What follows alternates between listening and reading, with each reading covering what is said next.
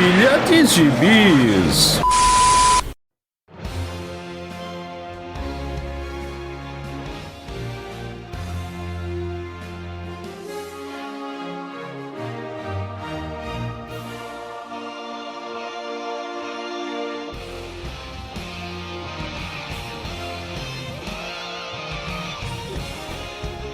E aí, jagunçada, bem-vindos a mais uma edição do Pilha de Bis, o seu podcast semanal do site Arte Final. Acesse lá www.artefinalhq.com.br para todas as edições do Pilha de Bis, dos Sete Jagunços, do Omniverso, do A Pilha do Aranha e do Avante Vingadores.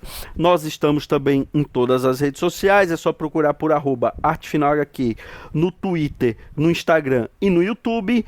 E nós estamos também no Deezer, no Spotify, no iTunes, no Google Podcasts, no seu agregador de podcasts favorito e agora também no Orelo. Caso você ainda não tenha um agregador de podcast favorito, eu te aconselho a experimentar o Orelo, que ele acaba também ajudando e nos remunerando por cada audição que você faz por lá. Então, considere nos ajudar assim. Aliás, caso queira nos ajudar, além de comprar seus gibizinhos pelos nossos links da Amazon, você também pode nos mandar um Pix de qualquer valor para o e-mail artefinalhq@gmail.com. Eu tenho tio porto-riquenho, mas não é famoso. E Joel Moraes. Devoto de São Jorge, que tem a ver com Jorge. Olha aí, olha aí. Sim, amigos, como você percebeu o nome desse episódio e também na descrição desse episódio, esse é um Pilha de Bis mais do que especial. Nós vamos falar de George Pérez. Nós ficamos devendo um episódio de homenagem na época da morte dessa lenda dos quadrinhos, talvez o maior desenhista de super-heróis de todos os tempos, George Pérez. Mas agora, no dia 6 de maio, completa-se um ano da morte do Pérez. E nós resolvemos fazer nossa singela homenagem, falando um pouquinho desse, como eu falei, o que eu considero talvez o maior desenhista de super-heróis de todos os tempos. E quem foi George Pérez? George Pérez, ele nasceu em 9 de junho de 54, em Nova York, e ele faleceu, como eu falei, no dia 6 de maio de 2022, de câncer de pâncreas, né? Era uma morte que já tinha sido anunciada, né? Ele já tinha dito que ele estava doente, já estava em estado terminal e tinha decidido não fazer mais o tratamento, né? Porque não iria estender muito mais a vida dele, e ele decidiu não passar os últimos meses da vida dele em um hospital. Ele decidiu ficar em casa, com a família. Uma das coisas que ele falou é que ele queria participar do maior número de encontros e convenções que ele pudesse participar, para ele estar em contato com os fãs, né? E tentar estar ali no corpo a corpo com aqueles que fizeram a carreira dele, né? Que idolatravam ele como artista e sempre estiveram ao lado dele, né? O George Pérez esteve uma vez aqui no Brasil, né? Para um FIC, e esse talvez seja um dos maiores arrependimentos que eu tenho em termos quadrinísticos, que nesse FIC eu não fui. Eu não tenho uma foto ao lado do Pérez com a sua camisa florida e na época um tapa-olho. Mas quem foi que encontrou com ele lá disse que ele foi muito simpático com todo mundo que foi falar com ele, tirou foto com todo mundo que quis. Um cara assim, nota 1000 com os fãs. E aí eu quero saber de vocês, primeiro, Joel Moraes, qual foi a sua primeiro contato? Você sabendo que era o George Pérez ou até antes mesmo de saber que era o George Pérez? Primeiro contato foi, provavelmente, eu acredito que foi 84. Eu acho que era 3 ou 4 meses depois do lançamento da revista dos Novos Titãs, que foi quando a Abril, a editora Abril, começou a publicar os quadrinhos da DC Comics, né? E nesse período, eu tinha 8 anos, 7 ou 8 anos nessa faixa, em 84. Eu tenho a lembrança de um garoto lá da rua, que a gente tinha essa mania de comprava gibis em banquinha de usados, ou alguns pais que tinham uma condição melhor comprava novo, na banca de gibi novo, na banca de revista nova, e a gente ou emprestava uns aos outros, ou trocava gibi um com o outro. E eu lembro que um garoto lá da rua chegou com a edição dos Novos Titãs. Heróis em Ação, perdão, Heróis em Ação. Na revista Heróis em Ação, claro, o destaque era Superboy, Robin, tinha um que botaram lá Senhor Mistério, que na verdade era o Senhor Destino, e assim, a edição em si já era chamativa, né, que um monte de herói na capa. Quando eu comecei a folhear, aí tinha o Robin. O Robin eu conhecia dos desenhos da TV, né, daquela série antiga do Batman, do 66, só que tinha outros heróis juntos, e eram heróis parceirinhos mirins. Eu, na época, não tinha noção daquilo ali, eu só conhecia o Robin. E aí, outra coisa que me chamou a atenção foi a arte. A arte era muito bonita, era diferente. Você tinha gibis na época em que tinha uma arte muito bonita, mas a gente não se ligava tanto no nome. Ou pelo menos eu não me ligava, eu tinha 7, 8 anos. Mas a arte era bonita. E aí, o que é que me chamou a atenção na arte do cara? Pra minha, simplesmente, pueril de 8 anos, ele desenhava bonito. Para a galera adolescente de hoje em dia, né, que tem um gosto mais apurado, você tem um monte de pontos técnicos para explorar na arte de um gibi, mas para um garoto de 7, 8 anos que gostava de super-herói, tinha uma coisa legal chamada desenho bonito. E aí você tinha desenhos ditos feios, que seria, digamos, um Jack Kirby, perdoe, que era estranho para uma criança de 7, 8 anos, e você tinha desenhos bonitos, como, por exemplo, Frank Miller. Já dava para perceber que era um desenho bonito, pela cinética do desenho, né? Como hoje eu entendo. Só que o Pérez, ele tinha uma coisa, ele desenhava os personagens com uma expressão facial e a expressão corporal que era muito própria de cada momento. Ela interpretava o que estava acontecendo naquele momento. Não era simplesmente o personagem fazendo uma pose. Não era uma pose genérica que ele repetia nos outros, não. Ela era adequada àquele momento. Então, se você tinha o personagem num momento emocional, um momento romântico, um momento de tristeza, você tinha a expressão corporal e facial condizente. Claro que eu não entendia isso com esses detalhes, mas eu percebia. Era algo instintivo, né, intuitivo. Era muito bonito o desenho dele. E quando ele começava a fazer as cenas de ação, pronto. Aí é que era do caramba. O que me chamou um pouco mais a atenção mais adiante, acompanhando Heróis em Ação, e que aí eu lembro perfeitamente de quando eu peguei essa edição. Eu acredito que deve ser a edição 5 ou 6, que foi o primeiro encontro desses novos titãs com a Liga da Justiça. Eu não sabia que chamava Liga da Justiça, eu descobri com o Pérez, porque eu só conhecia como Super Amigos, que era do desenho animado da TV. E aí mostrou o Satélite, outros integrantes, eu achei aquilo fantástico. E a arte dele, assim, eu confesso que eu cometi uma coisa errada na época. Eu recortei esse gibi, o do encontro da Liga com os Titãs. Eu recortei os personagens e ficava brincando com eles como se fossem bonequinhos. Não sei se você chegou a fazer isso, Maurício, na sua infância, mas eu fiz. Eu recortava de tão lindo, tão bonito que era cada desenho daquele. Enfim, eu comecei a conhecer Pérez no início da DC pela Abril, nos anos 80. E você, Maurício? Quando foi que você... qual a tua primeira lembrança do Pérez? Cara, primeiro, já eu não cortava pra fazer bonequinho, não, mas eu já cheguei uma vez numa edição repetida a fazer chama stand-in, né? Que é que você faz aquele triângulozinho pra deixar o boneco em pé, né? E assim, faz o triângulo pra ser a base e cola o boneco num dos lados, assim, o personagem, né? Pra ficar como se fosse uma pecinha de joguinho, assim. Isso eu já fiz muito, mas com Homem-Aranha, eu acho, e com alguma coisa dos Vingadores, mas naquela época que ninguém gostava de Vingadores ainda, só, só a galera verme. Mas já cortei muito aqueles cantinhos das capas do gibi da Abril que imitavam os comic corners, né, americanos, e fiz uma capa de caderno de colégio só com aquilo. Depois me arrependi pra caramba de ver minha coleção toda cortada. Mas, Marcos, eu tenho duas lembranças, assim, do PES, eu lembro de alguma coisa aí dos Vingadores, ali pela saga de Korvac, e lembro de Crise nas Infinitas Terras também. Eu já sou mais jovem do que o Joel.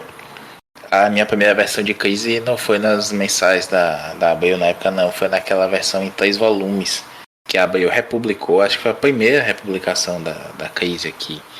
E eu achava aquilo genial, mesmo sendo formatinho, a gente não tendo aquela coisa toda do formato grande, um formato tabloide, como a gente vai falar ainda.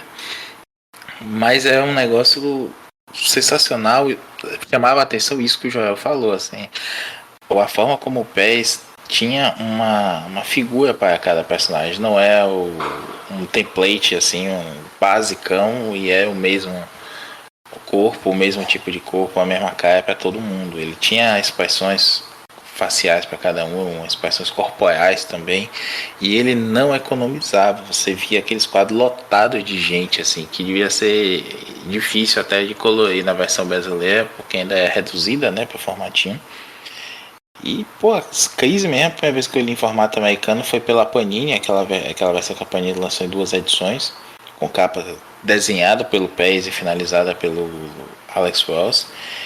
E é como se tivesse visto pela primeira vez o 4K, que é sensacional você ver o Pérez em formato maior.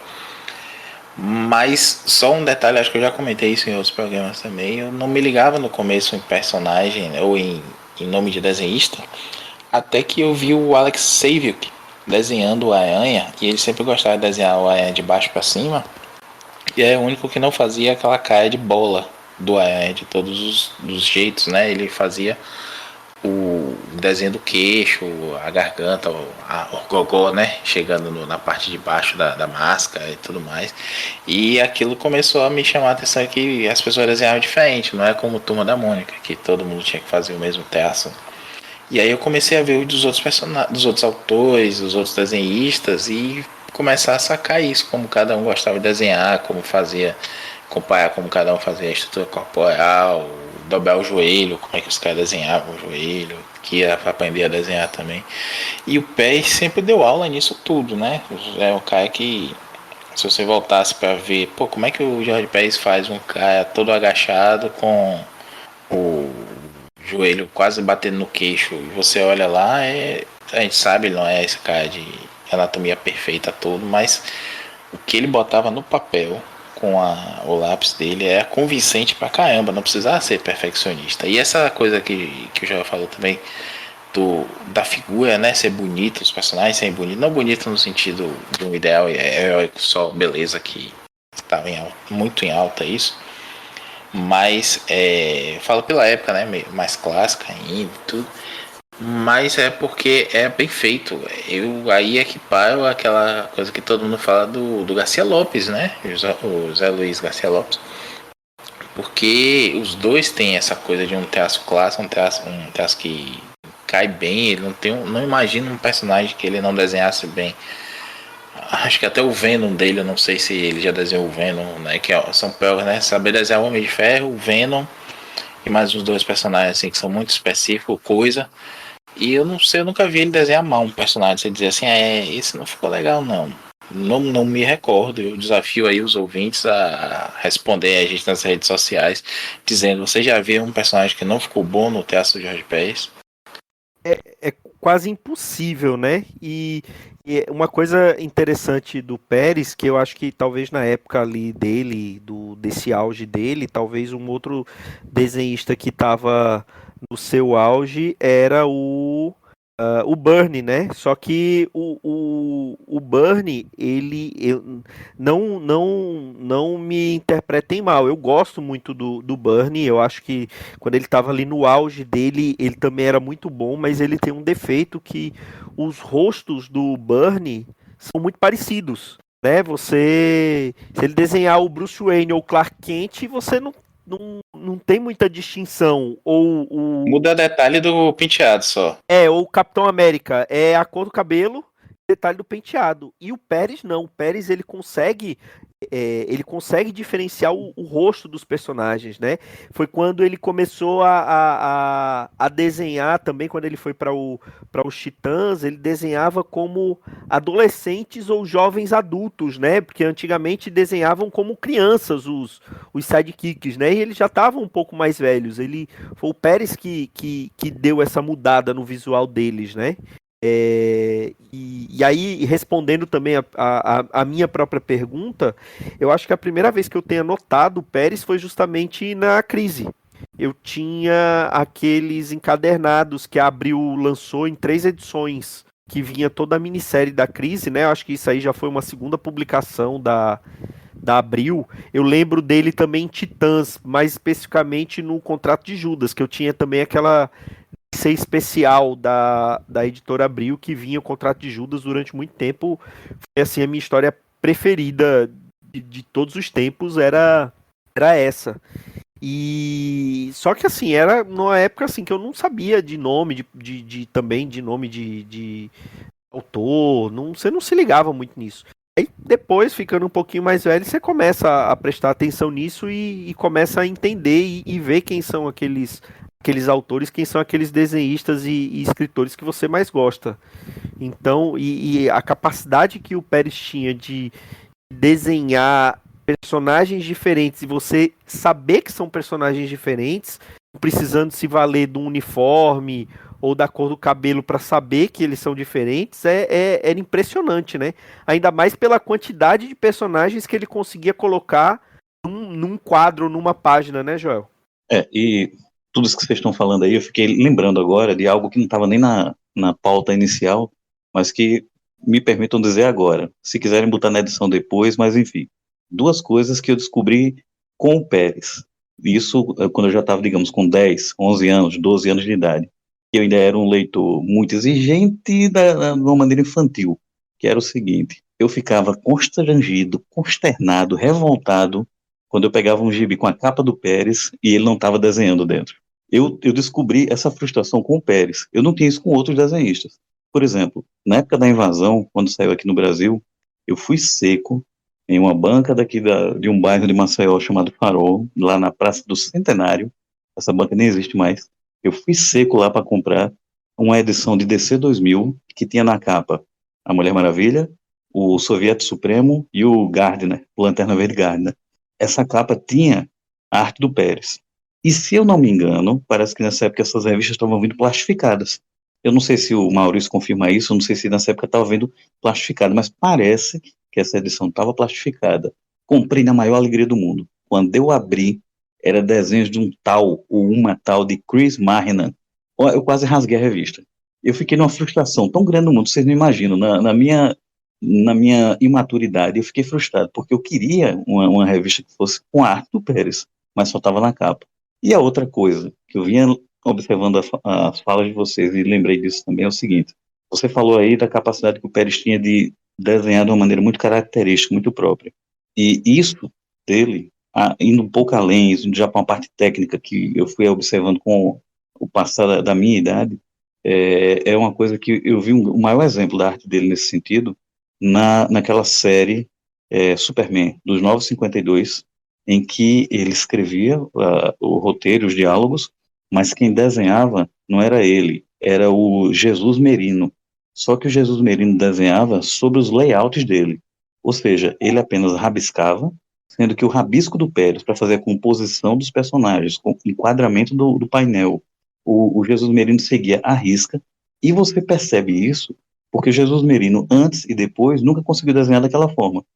Ele só conseguia fazer aqueles desenhos com aqueles enquadramentos que você via ali, que era a impressão digital do Pérez. Porque ele fazia os enquadramentos e a composição da cena, a expressão corporal dos personagens, com aquele esmero que ele tinha, aquele capricho, que era de uma forma detalhadíssima, extremamente detalhada e ao mesmo tempo econômica, porque você não tem desperdício de traço. O que o Pérez fazia na composição de uma página, fosse um layout, fosse o lápis mesmo, ou até quando quando ele se arte finalizava, você não tinha desperdício de nada. Ele era detalhista, ele enchia de detalhes, mas ao mesmo tempo tudo aquilo ali era parte integral do desenho, ou seja, se tornava econômico porque você não tinha desperdício de nada ali. Então o cara, ele realmente era um gênio. Ele é um gênio, né? A arte dele tá viva aí. Isso me lembrou, Joel. Só um detalhe aqui, você falou Chris Marrinan, é o Chris Marrinan mesmo. E eu dei uma pesquisada aqui, até achei ele no Instagram, ele tem 600 e poucos seguidores apenas, de tão esquecido que tá aí. Pra você ter uma ideia, acompanhar aqui o Mike Manley, que desenhou ali um pouco do Batman nos anos 90, naquela fase ali do Chuck Dixon e tal, e desenhou muito também e fez designs pro desenho do Batman, né?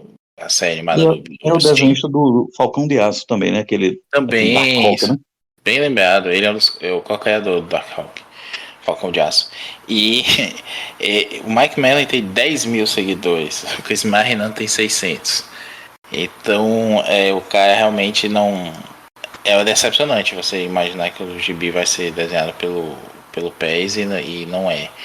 Eu já senti isso como gibi também, e senti isso na época da Teia do Aranha, principalmente, que a gente tinha uma capa do McFarlane, que é uma capa cinética, né, do Lagarto, que é uma capa do título do McFarlane escrevendo e desenhando, e aí quando você abria é um desenhista, não vou lembrar o nome agora, mas é um desenhista do Aranha que eu não gostava muito na época e continuo não gostando.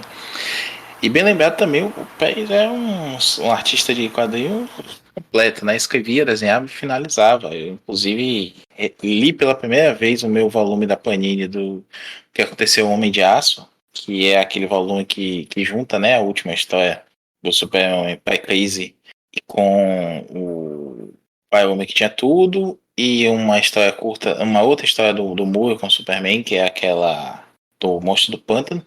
E tem uma introdução bacana e fala do Júlio Schwartz, né? Tendo a ideia de fazer o final do Superman antes da crise.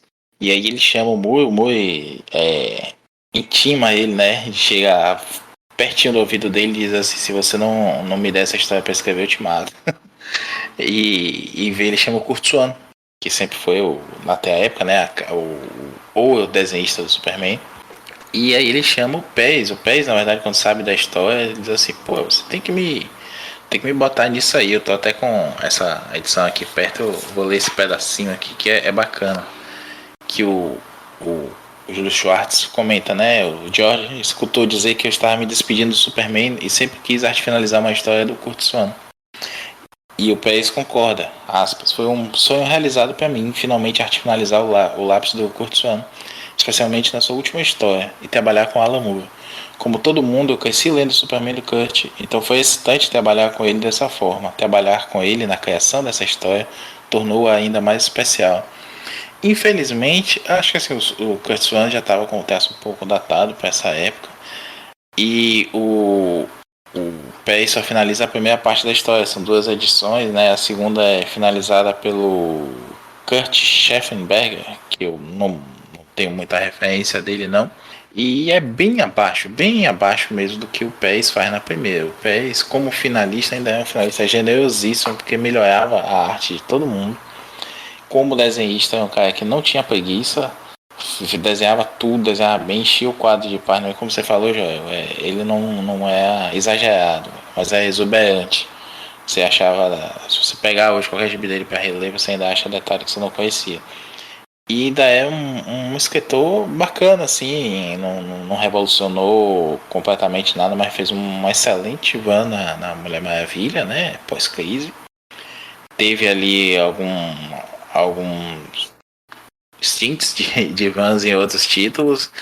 E eu gosto desse Superman dele lá. É uma pena, né, que a bagunça editorial da DC tirou ele dali, porque é uma coisa assim com gosto de clássico, mas ao mesmo tempo tentando se encaixar ali naquela maluquice que é os 952, e que prometia ter mais uma cara mesmo assim de familiaridade pro leitor antigo, para continuar seguindo ali. Infelizmente, como disse, não deu certo. Concordo em relação ao Jesus Merino, ele é um desenhista só ok, mas ali ele estava melhor em termos de narrativa e tudo mais por conta desse suporte gigantesco do Pérez. E sei lá, bicho, eu vou dizer de novo, assim, eu não tenho uma coisa de mal para falar do Pérez, só que eu não o conheci, né? Não tive essa oportunidade de ir na FIC também e nem em nenhuma outra convenção que ele esteve. Mas também não conheço ninguém que tenha o mínimo de coisa ruim de falar dele como pessoa, como artista, de dar chilique, mesmo das vezes que ele pegou, né, saiu de título como esse cara do Superman. Não tem ninguém que fale mal dele. E olha que na época o Dan Didio saiu disparando para todo mundo que não queria trabalhar do jeito que ele queria que trabalhasse, né? Pois é, o Pérez, por tudo que a gente sabe, era um cara diferenciado. E aí a gente resolveu falar de um gibi que esse gibi ele acabou se tornando o sonho do Pérez, né? Porque todo mundo conhece mais ou menos a história da publicação de Liga da Justiça e Vingadores. Em 79, a DC e a Marvel concordaram em fazer uma história envolvendo seus dois maiores grupos, né? Na época, que eram esses dois. Já tinha saído alguns encontros entre Marvel e DC, né? Tinha saído o primeiro encontro do Super-Homem com o Homem-Aranha, já tinha saído o encontro do Batman com o Hulk, né? Que saiu aqui, foi publicado ou republicado aqui pela Abril naquele Grandes Encontros Marvel DC. E aí a Marvel e a DC concordaram. Ia ser uma história envolvendo o Kang, né? Que agora tá em alta, né? Um dos vilões favoritos do Maurício Dantas.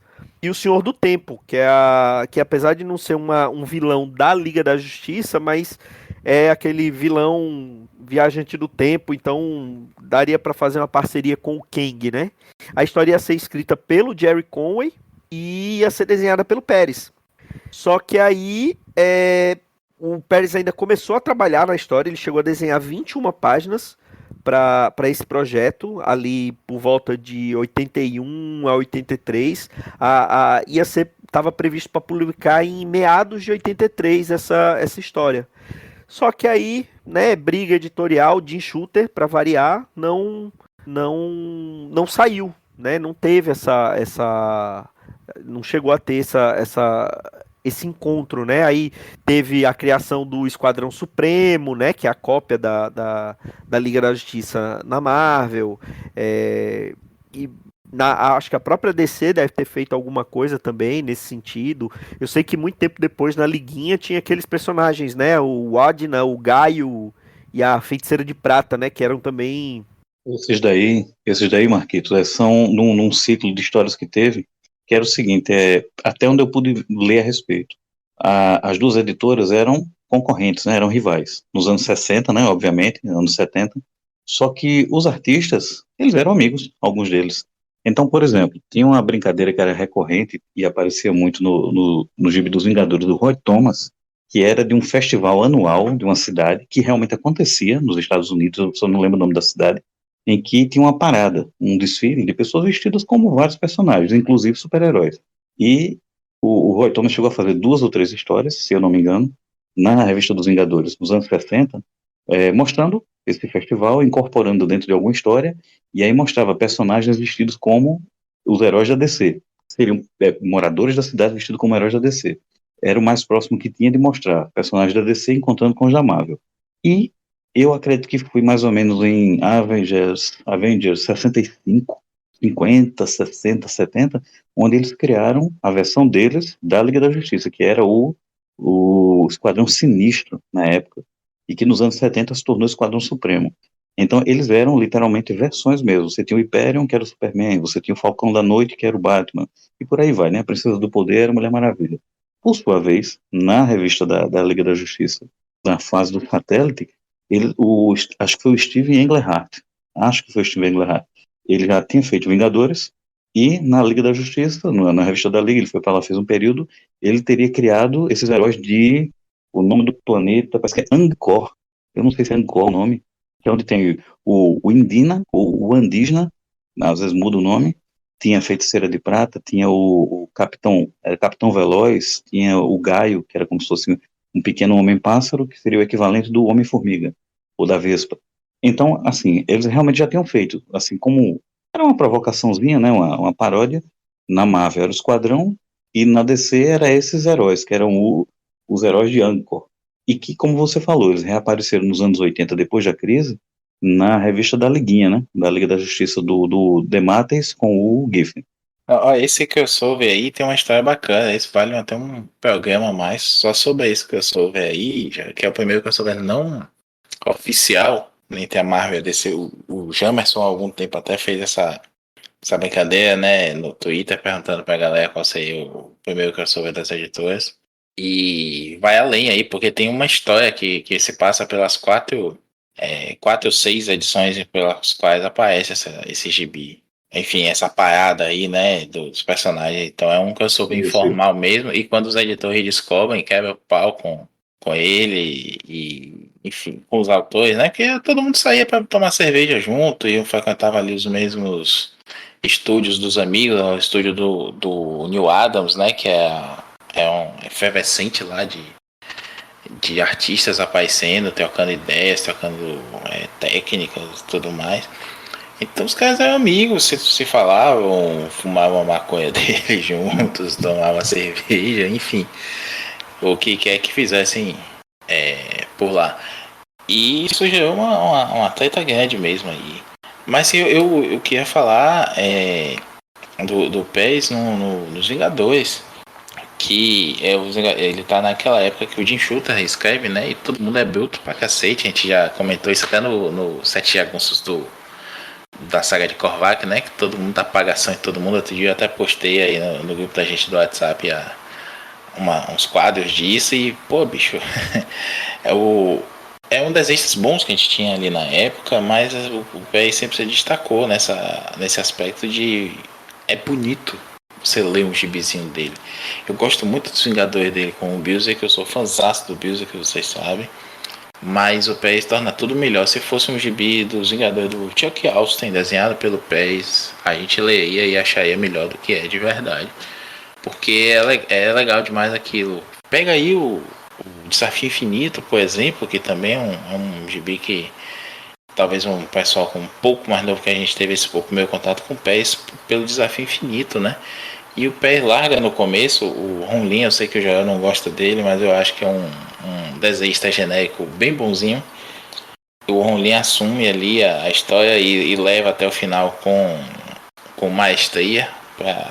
Assim, comparando com o PES é foda, mas o Ronlin não faz feio.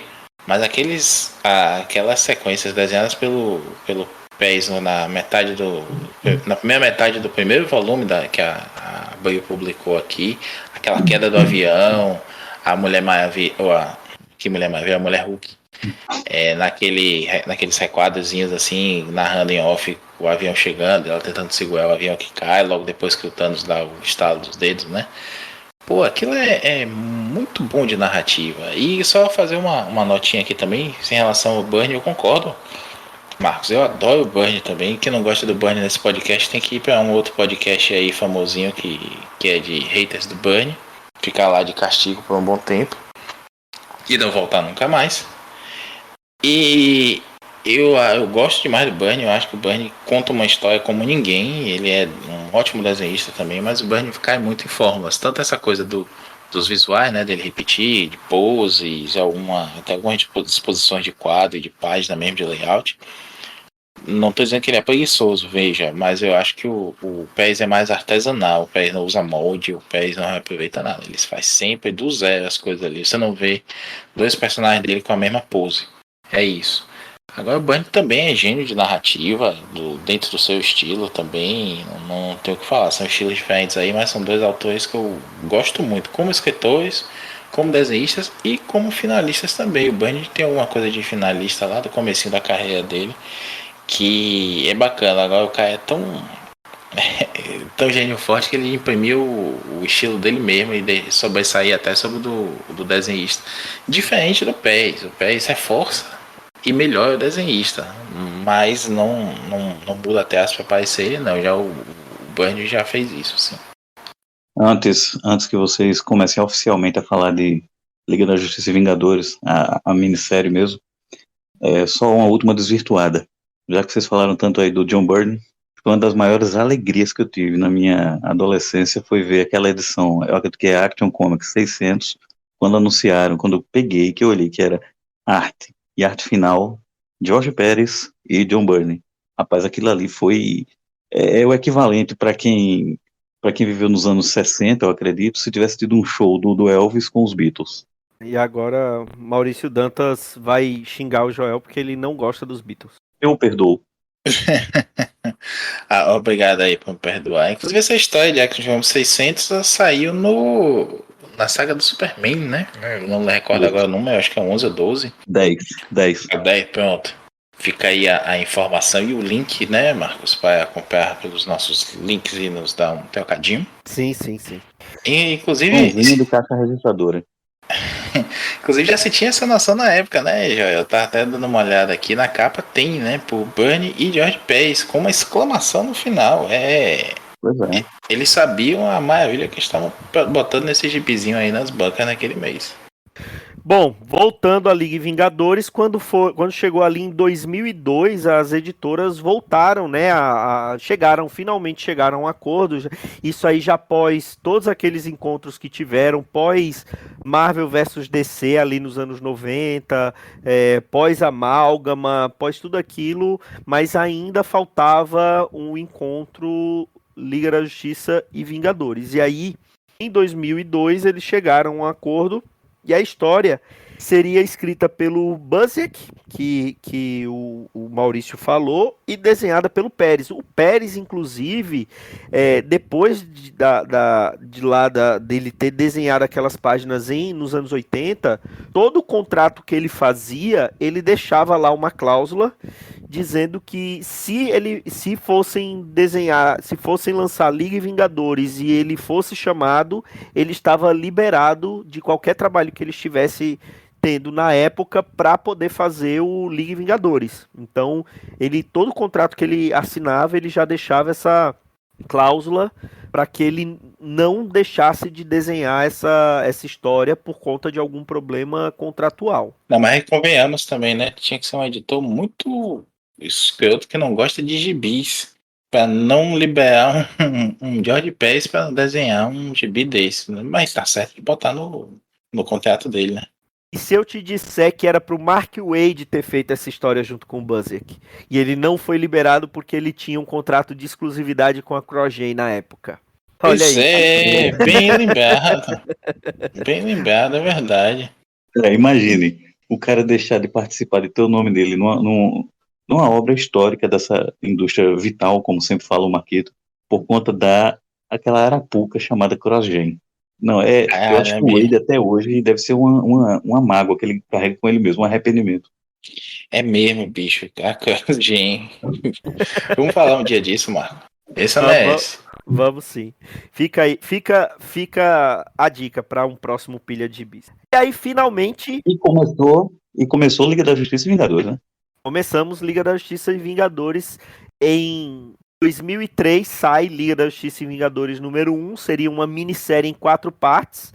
2 partes publicadas pela Marvel e 2 partes publicadas pela DC, Joel Moraes. Então, finalmente chegamos na mini que vamos falar. Nos dê a sinopse da mini, uma sinopse bem concisa do que era Liga da Justiça e Vingadores. O encontro entre os dois grupos acabou seguindo a mesma linha. O Buzzer que respeitou isso. Eu acredito que ele, como praticamente um historiador dos quadrinhos, ele quis manter, né, a mesma ideia original. E que remetia ao que todo mundo gosta. Eu costumo separar o seguinte: tem o leitor de HQs, que é aquele cara que ele lê pela arte, pela maneira como essa forma gráfica de arte funciona, e tem o leitor de gibis, vamos ver como no Brasil chama, né, gibi, que curte super-heróis. Cara, é algo que é o seguinte: a gente cria um afeto por esses personagens, por esses conceitos, pelas convenções, pelos clichês. A gente se afeiçoa por eles e alguns vão além.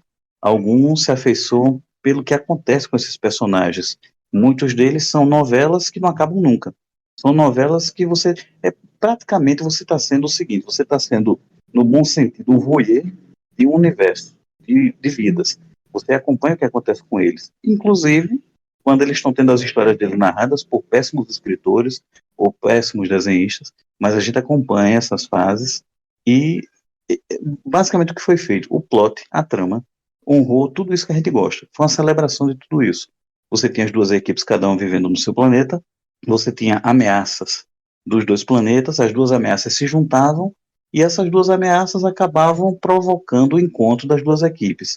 É simples, é de uma maneira que qualquer criança entenderia, é uma maneira que qualquer adulto que não tem amargura no coração se diverte. Então, basicamente, você tem tido como o primeiro vilão, né, cronologicamente falando, da DC Comics, seria o Krona.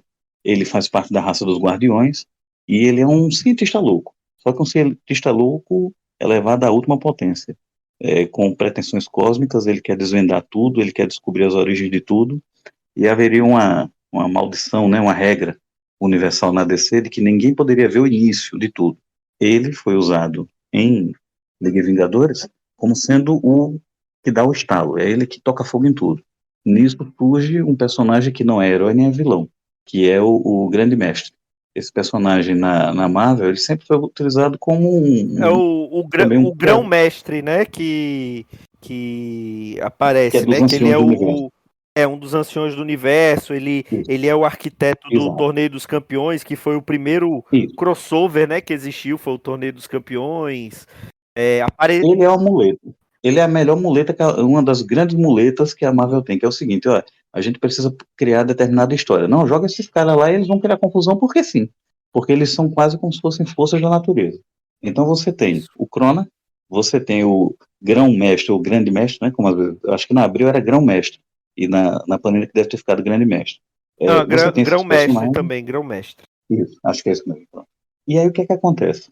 Esses personagens começam com suas agendas próprias e com isso cria-se uma gincana, praticamente vai se criar uma gincana, um torneio, em que isso vai botar os personagens para se movimentar e vão se encontrar.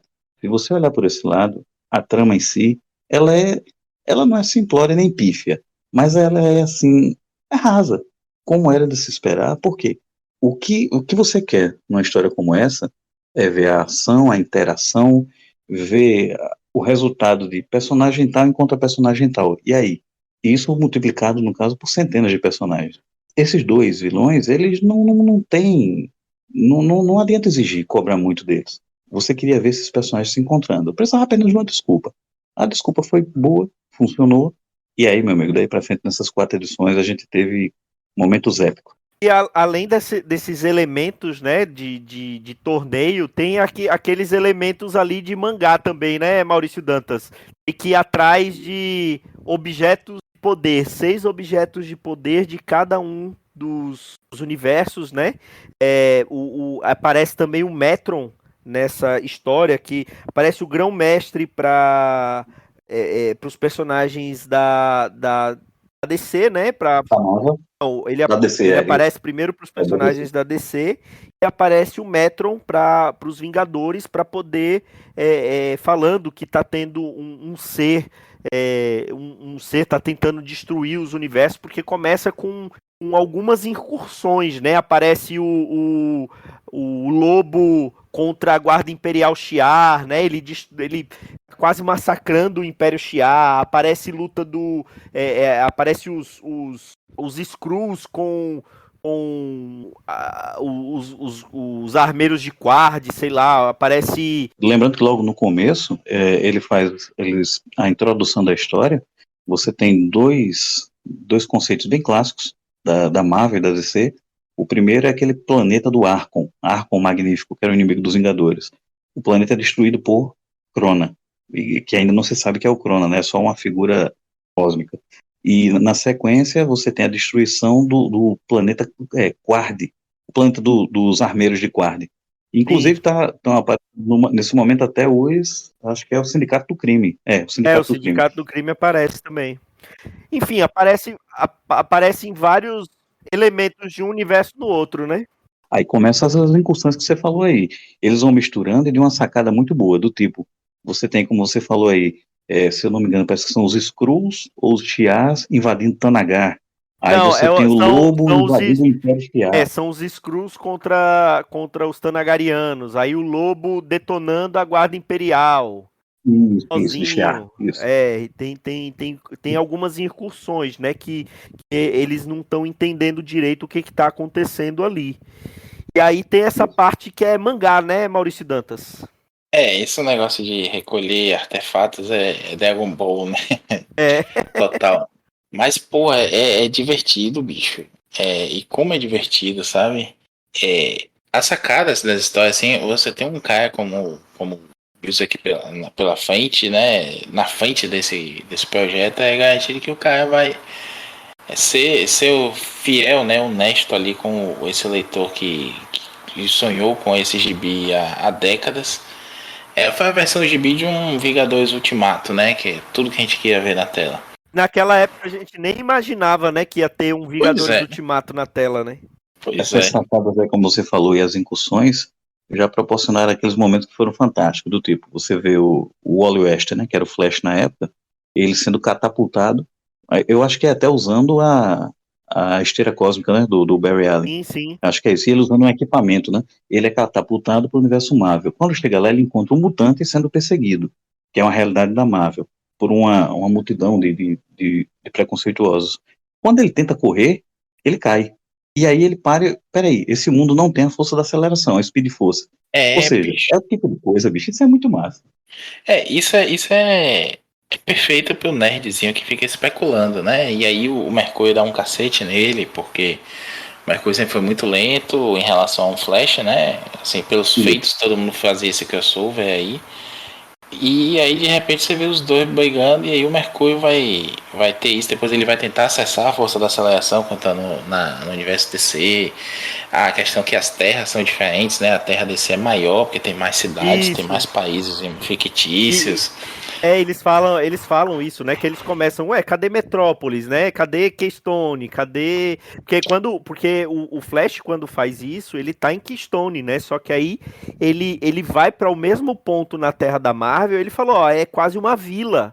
Uma vila aqui na beira É, do rio, tem não nada tem nada aqui. aqui. Aí é quando ele tem esse caso do mutante sendo perseguido, ele percebe que não consegue acessar a força da aceleração e ele toma um cacete também, né? Ele eventualmente, quando ele tá desacelerando, ele tá parando de vibrar, ele volta pra terra dele, né? E aí, É, mas e ele apanha da você galera falou quando ele vai defender o mutante, né? sim, sim, ele do apanha. primeiro, tem essas incursões e tal. Eu me adiantei, acabei me adiantando com essa do Flash, mas eu estou aqui folheando aqui digitalmente a edição 1, e ela começa com. Começa não, o primeiro contato da Liga com alguém do universo Marvel é o Terminus. O Buzz é que escolheu logo um gigante. E o primeiro contato dos Vingadores com alguma entidade da É o DC Starro. é o Starro, Starro Conquistador. Ou seja, já começa também, vocês falaram aí de mangá. Aí já são dois kaijus praticamente, né? É. Boa. E uma coisa Ah, que bicho. eles colocam desde o início é a diferença, assim, no tratamento dos heróis de cada uma das terras, né? E como dois desses heróis que teoricamente são os mais sensatos e os mais calmos são os que estão mais exaltados, né? Porque o Capitão América ele fica indignado que quando eles estão na Terra da DC, ele fica indignado que os heróis lá eles são idolatrados como deuses, né? Então ele tem aquela coisa assim, o que que impede eles de guiar essa humanidade, né? De pastorear, de serem fascistas, né? E imporem a vontade deles para a humanidade, ao mesmo tempo que a Liga da Justiça, quando vai para a Terra da Marvel, fica impressionado como que eles deixam alguns daqueles. Como eles deixam aquilo acontecer, né? Fala assim, ó, os heróis aqui eles são praticamente odiados. Eles vão até a Lativéria e veem lá o que acontece com o Doutor Destino. Ele e o Super-Homem querendo saber como é que eles deixam aquilo acontecer. Tá certo que um pouco tempo depois teve a história do Adão Negro no Kandak e é basicamente a mesma coisa, mas isso não vem ao caso agora, né? É bem direto e é bem óbvio, né? O Buzz é que ele faz é bem às claras, que é um contraste, um contraponto. Ele mostra os personagens da Marvel meio que ressentidos de ver os da DC idolatrados e chegam até a cobrar porque é que eles não fazem mais. E os da DC vendo que os da Marvel deixa correr solta a bagaceira e do tipo, por que vocês não fazem mais também? Porque então você tem essas duas diferenças. Agora, se você for olhar, como você falou aí, os dois personagens mais emblemáticos do que é ser super-herói na DC e na Marvel, Superman, Capitão América, eles passam a se comportar de forma errada, né? Eles passam a se comportar de uma forma agressiva, ao contrário do que eles são. Eles vão mudando aos poucos. Para a história, eu sei que fica claro, é que tanto o Superman lá, ele é afetado, o Capitão América também é afetado, isso afeta eles essencialmente como eles são, mas eu não sei se era também o objetivo do Buzzer. Mas olhando agora em retrospecto, é quase como se eles quisessem dizer o seguinte: eles não podem viver um na terra do outro, eles não podem ficar tendo crossovers, como sempre foi clássico na Terra 1 e Terra 2, né, na própria DC. Eles não podem ficar indo para a terra um do outro. É meio como que ele estabeleceu um limite pétreo. Do tipo, se o Superman ficar indo para o universo da Marvel, ele vai se sentir afetado eventualmente. A mesma coisa valendo para o Steve Rogers. Eu não sei se era esse o objetivo, mas acabou, poderia ser usado também isso. De que eles não podem viver um na terra do outro, por exemplo. Não poderia viver tendo crossovers entre eles. Eu não vejo tanto por aí, não, Joel. Vou te dizer por quê. Porque no final a gente vê esses personagens aceitando as suas diferenças, né? E sendo construído um respeito mútuo ali. A princípio pode pensar assim, mas eu digo assim, eu acho que o que refuta esse seu pensamento, me perdoe aí o termo, o povo gosta de refutar hoje como se fosse um super triunfo, né? De o meu argumento é melhor que o seu. E não é isso, a gente tá jogando as ideias aqui. Eu penso por um outro lado. Quando eu li da primeira vez, saiu aqui em 4 edições pela Panini, né? Em formato americano e tudo mais, capa mole, molíssima, como diz o nosso amigo do Vale, que com certeza já virou a capa do Liga Vingadores dele em 180 graus por algumas vezes, até o gibi estar desfigurado. Mas eu acho legal entender hoje que eu não entendi esse exagero. Eu achei que é uma descaracterização. O Bills é que estava forçando a mão nesse aspecto aí. Mas não. Hoje eu percebo uma certa ironia e também não sei se foi a intenção do autor. Tá aí, vou até perguntar isso pro Bills para ele me ignorar de novo no Twitter. Que é o seguinte: a gente tem um capitão que ele é um cara idolatrado na Marvel. Mas ele vai criticar isso na DC dos heróis, sabe? Porque ele não aceita essa idolatria pra ele. Ao mesmo tempo, a gente tem um Superman que tá achando que os heróis deviam fazer mais no universo Marvel. E ele é um personagem que já tinha nessa época já sido utilizado várias vezes nesse sentido, de se mostrar o quanto é problemático quando o Superman passava do limite e fazia demais. Então, para mim, o Bills é que consegue jogar essas duas coisas aí, né? Você fazer ele brinca com essa ironia de conceitos aí, mas eles não são hipócritas. Eu acho que é muito mais uma coisa de choque cultural. E para mim a grande sacada é como o Bills que distribui essas 4 edições, né? Tá acabando falando mais do Bills do que do PES aqui, Marcos. Você vai puxar aí a orelha da gente, mas deixa eu só terminar isso. O primeiro ato, né, a primeira edição, é muito mais mostrar as diferenças, né? E não tem nerd que não tenha começado a ver isso e surtado com os crossovers que fez na mente e tudo mais, como a gente está falando aqui. Mas mostrar isso de um ponto de vista de choque cultural. A magia do caos na DC é muito mais poderosa, então a Wanda ganha um power-up, né? Isso. Ela não tá conseguindo nem controlar direito, né? Ela não controla, ela tá começando a Já é surtar, né? Já é o oposto do Flash, Wally. né? Exatamente. Então, assim, a gente começa a ver que essas diferenças são fundamentais, e aí eu concordo nesse ponto com você, já. Esses dois universos são fundamentalmente diferentes.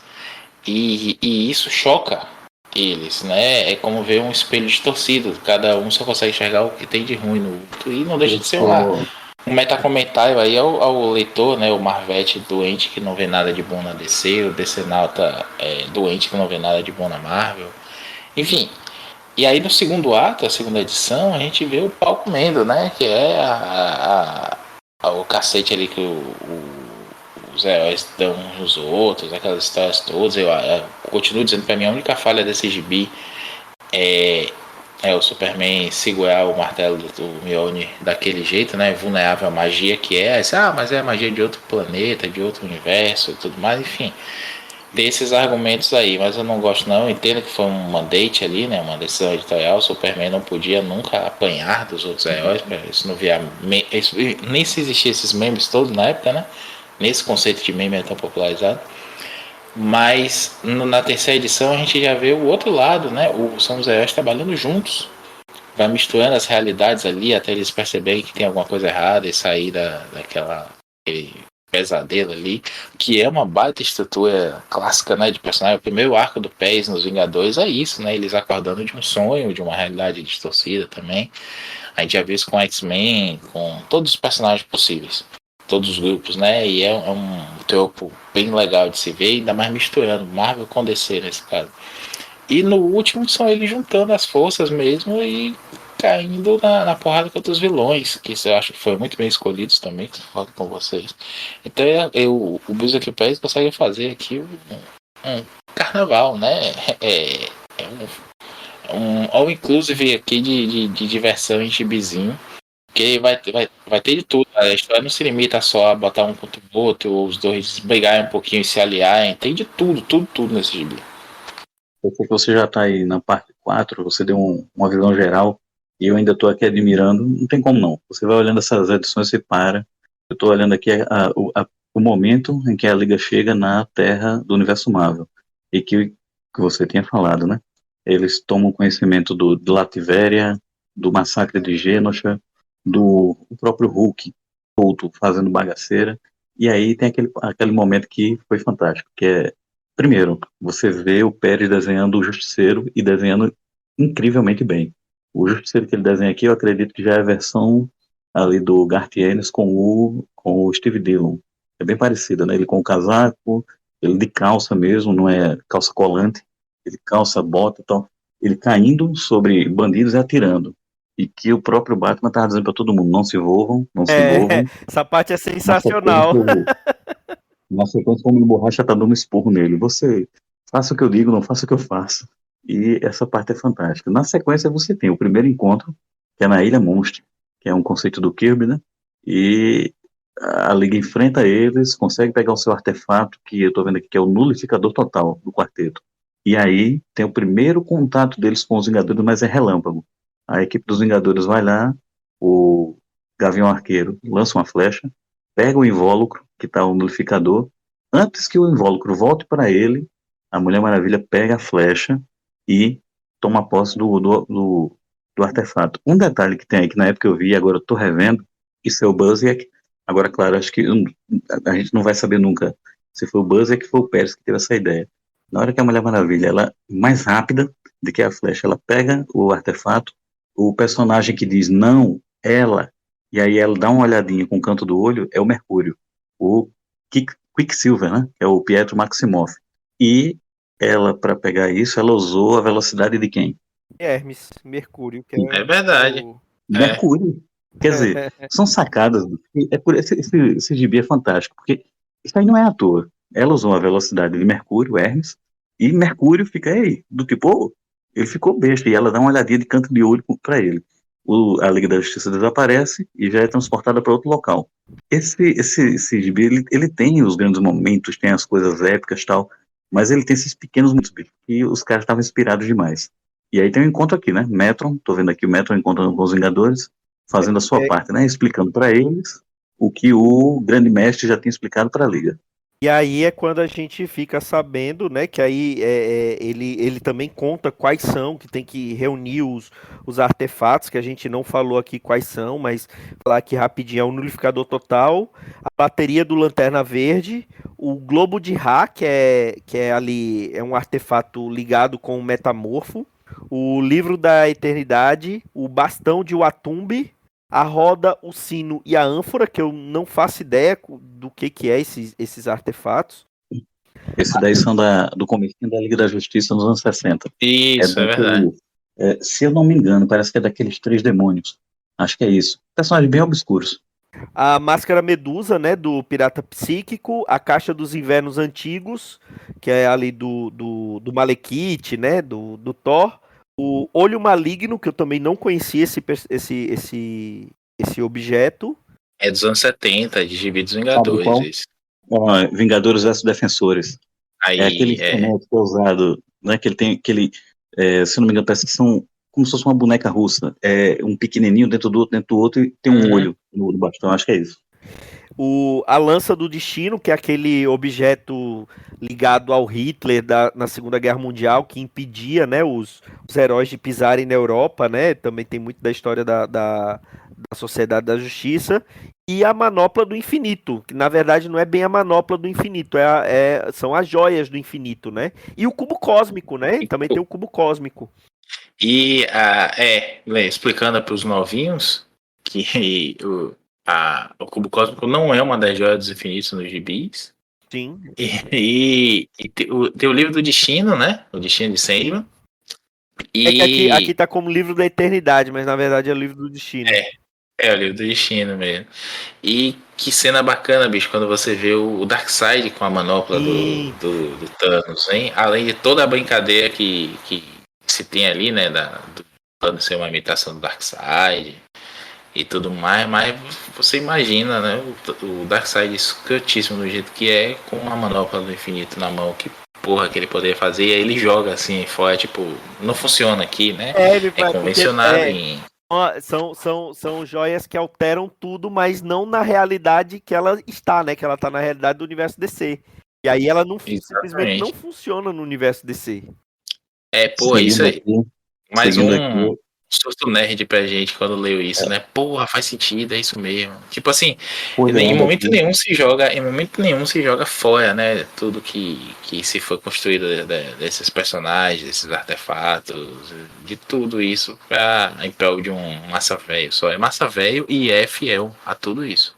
folheando aqui, eu cheguei ao momento em que os Vingadores chegam em Metrópolis, a Liga da Justiça vai lá e dá um enquadro neles, e tem aqui um painel que ficou muito, muito famoso na época, e que vai servir, Maurício, para você usar, você citar em um projeto aí que eu ouvi dizer que está sendo feito com o melhor Vingador, de acordo com você, não sei se já foi divulgado, Ah, eu ia chegar nesse ponto. Continue, um prossiga. momento Já foi clássico, divulgado. um momento clássico onde ele vê a Liga, para e diz, ah, certo, agora eu entendi. Esses perdedores aí, esses coitados, esses coiós, eles são apenas um grupo de imitadores do Esquadrão Supremo. Sendo que ele passou o gibi todo até então dizendo: esses caras são familiares, eu lembro deles de algum lugar. Até que E, ele se toca de onde, né? e aí você tem a primeira salva de tiros, né? Literalmente. Uma pancada do Mjolnir no focinho do Kal-El. Começa a pancadaria. Aí, Eu, meu eu, amigo, essa fala do Thor, eu não tenho aqui em português agora, eu tô lendo aqui. O meu gibi tá guardado em alguma caixa ainda. Que ele fala, né? Vós invadistes nossa realidade, nosso reino, não sei. Amealhastes objetos de poder e ameaçaram o nosso universo inteiro e nos chamam de vilões. E aí, digo-vos basta, vinde Vingadores.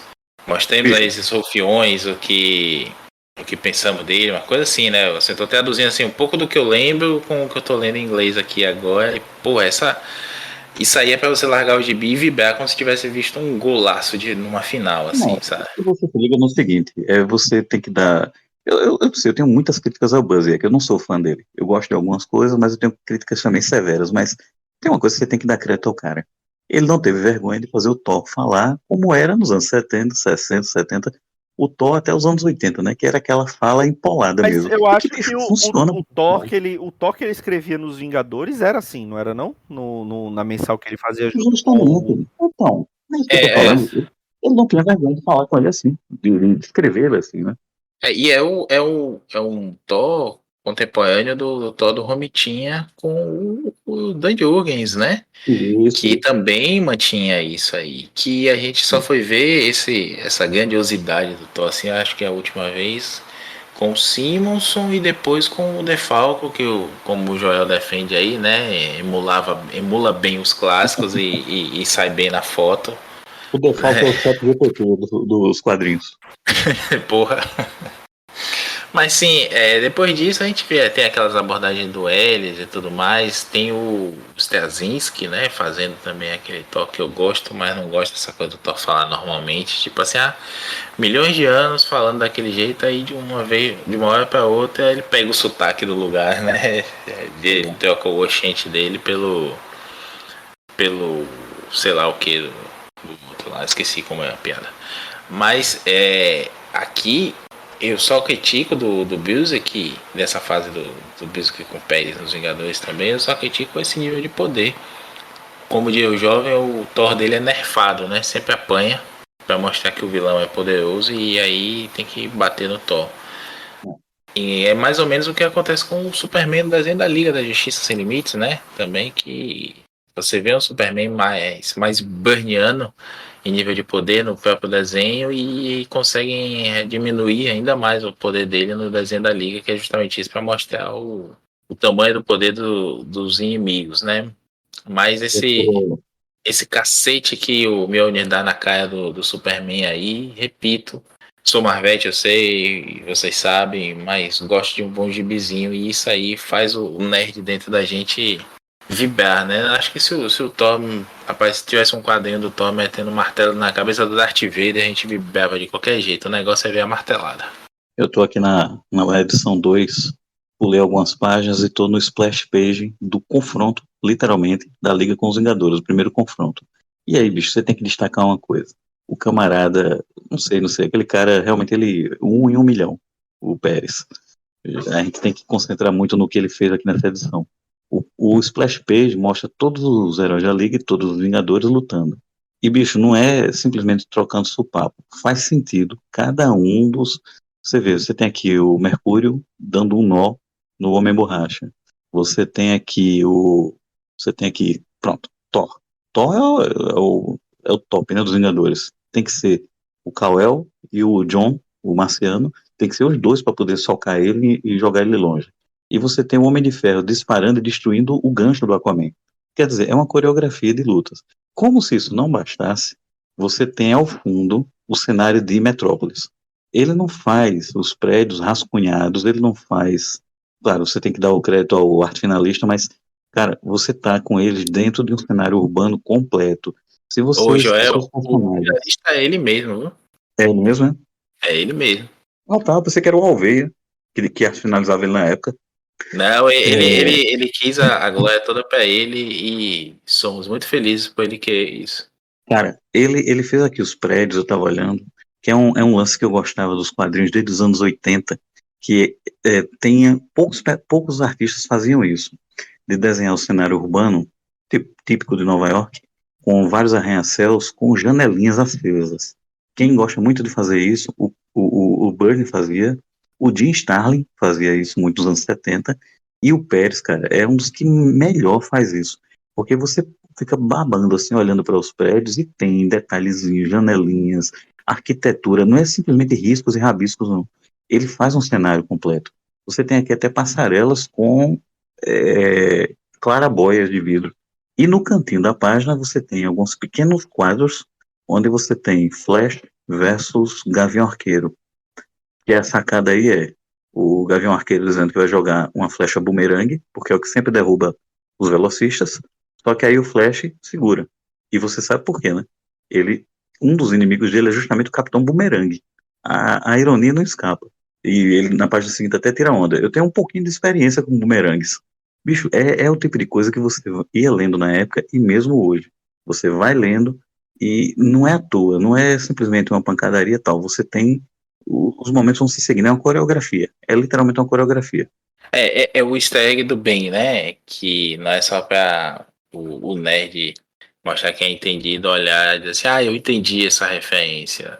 É você dar aquela risadinha de canto de boca assim e dizer, essa foi inteligente, sabe? Não precisa mostrar pra ninguém que entendeu, nem nada. Não, é só aquele afago que recompensa as décadas de leitura da gente.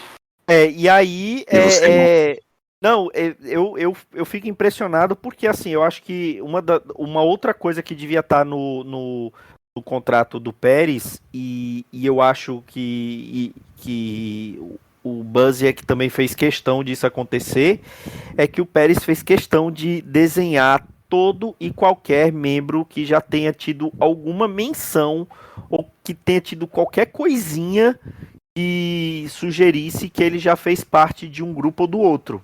Então, principalmente nessas duas primeiras edições, quando ainda não está tendo aquela mescla de realidade, tendo toda aquela mudança no espaço-tempo, eles convocam todos os membros reservas, né? Então tem algumas coisas assim, a Photon lutando contra o Lanterna Verde Kyle Rayner e aí ela percebendo que aquilo dali é uma forma de energia que ela pode absorver e ela faz isso, ele fica descarregado e aí ele acaba usando o cubo cósmico para poder carregar o anel, né? Então ele fica com uma energia um pouco diferente, né? E também aí já nessa segunda edição a revelação do torneio entre o Crona e o Grão-Mestre, só que aí a pegadinha, né? Eles estão com os campeões invertidos, né? O Crona tá lutando usando os Vingadores e o Grão-Mestre usando a Liga da Justiça, né? E aí quem descobre isso tudo é o Electron, né? Que na época ainda chamado de Electron, né? O Átomo. Ele acaba indo junto com ali junto com o Grão-Mestre e ele acaba descobrindo todo o plano que faz com que o Capitão América e o Batman, depois de um confronto ali que foi mais estudado do que lutado, né? Eles deram poucos golpes um no outro, sem acertar, cada um estudando, e aí tem até aquela fala do Batman, né? Você poderia até me vencer, mas isso demoraria muito tempo. E tempo é uma coisa que a gente não quer, não tem, né? O que você acha da gente tentar descobrir o que está acontecendo, né? E aí eles acabam. É o primeiro traço de aliança dos dois grupos entre o Batman e o Capitão América. Aí é quando o Capitão América interfere e fala assim: ó, deixa a Liga da Justiça ganhar. É porque ele não quer que o Crona ganhe, porque se o Crona ganhar, o Grão-Mestre vai ter que revelar para ele quem é o ser que viu o Big Bang, né? Que é um ser que ele é vivo desde antes do Big Bang. E se o Crona souber isso, ele vai destruir o universo todo, o universo Marvel todo. E aí, se o Grão-Mestre ganhar, o Crona vai embora daquele universo, né? Aí é quando a Liga da Justiça acaba ganhando o confronto, ele reúne mais objetos, só que o Crona não sabe perder, né? Ô, Joel, e outra coisa bacana também é que não é só botar esses personagens para interagir, né? Todos os reservas, os que já foram em algum momento Vingadores ou da Liga. Mas é engraçado, a gente não tem em português esse termo, né? Porque eles falam em inglês Liger, que sei o que, é um ligado. A justiceira, né? A Aqui justiceira que a Abril botou. aqui chama de Justiceiro, mas a gente tem até essa referência do Justiceiro da Marvel, né? Com uma coisa negativa Isso. pro termo, então não se usa tanto não. Mas enfim, pega-se o que todo mundo que já tenha participado de um dos dois grupos para participar ali, mas não é só isso, mas e também versões dos personagens, né? Tipo, a gente vai ver o Caio aí, né, com aquele uniforme que eu acho feio, né? Redesenhado pelo Jim Lee aí, cheio de tiazinha de velcro, sei lá que porra é aquela, fica meio parecendo uma coisa sadomaso colorida. E a gente vai ver o Caio com o uniforme clássico dele. A gente tem o Hal Jordan aparecendo também. Tem o Barry Allen aparecendo com a. E isso antes do Jordan voltar, né? Foi antes dele voltar. Então, assim, a gente vai ver assim, um encontro, como se fosse um encontro da Liga com os Vingadores dos anos 70, dos anos 80, um encontro mais moderno. Você vai vendo várias Como você falou, fases. não deixa de ser um fanservice. Para o próprio Buzzard, para o próprio Pérez. É um fanservice, porque eles conseguiram dar um jeito de brincar com a própria estrutura da história, o que estava acontecendo, e fazer de repente aparecer. Brincaram com isso de uma maneira meio agridoce, né? Os dois falando, será que quando a gente vai envelhecer e tal, eles não têm ideia do que vai acontecer com eles. E você tem momentos como esse, por exemplo, eu estou aqui diante de um painel, 3 painéis na verdade, por conta da trégua do Batman com o Capitão, o Batman leva ele até a Batcaverna.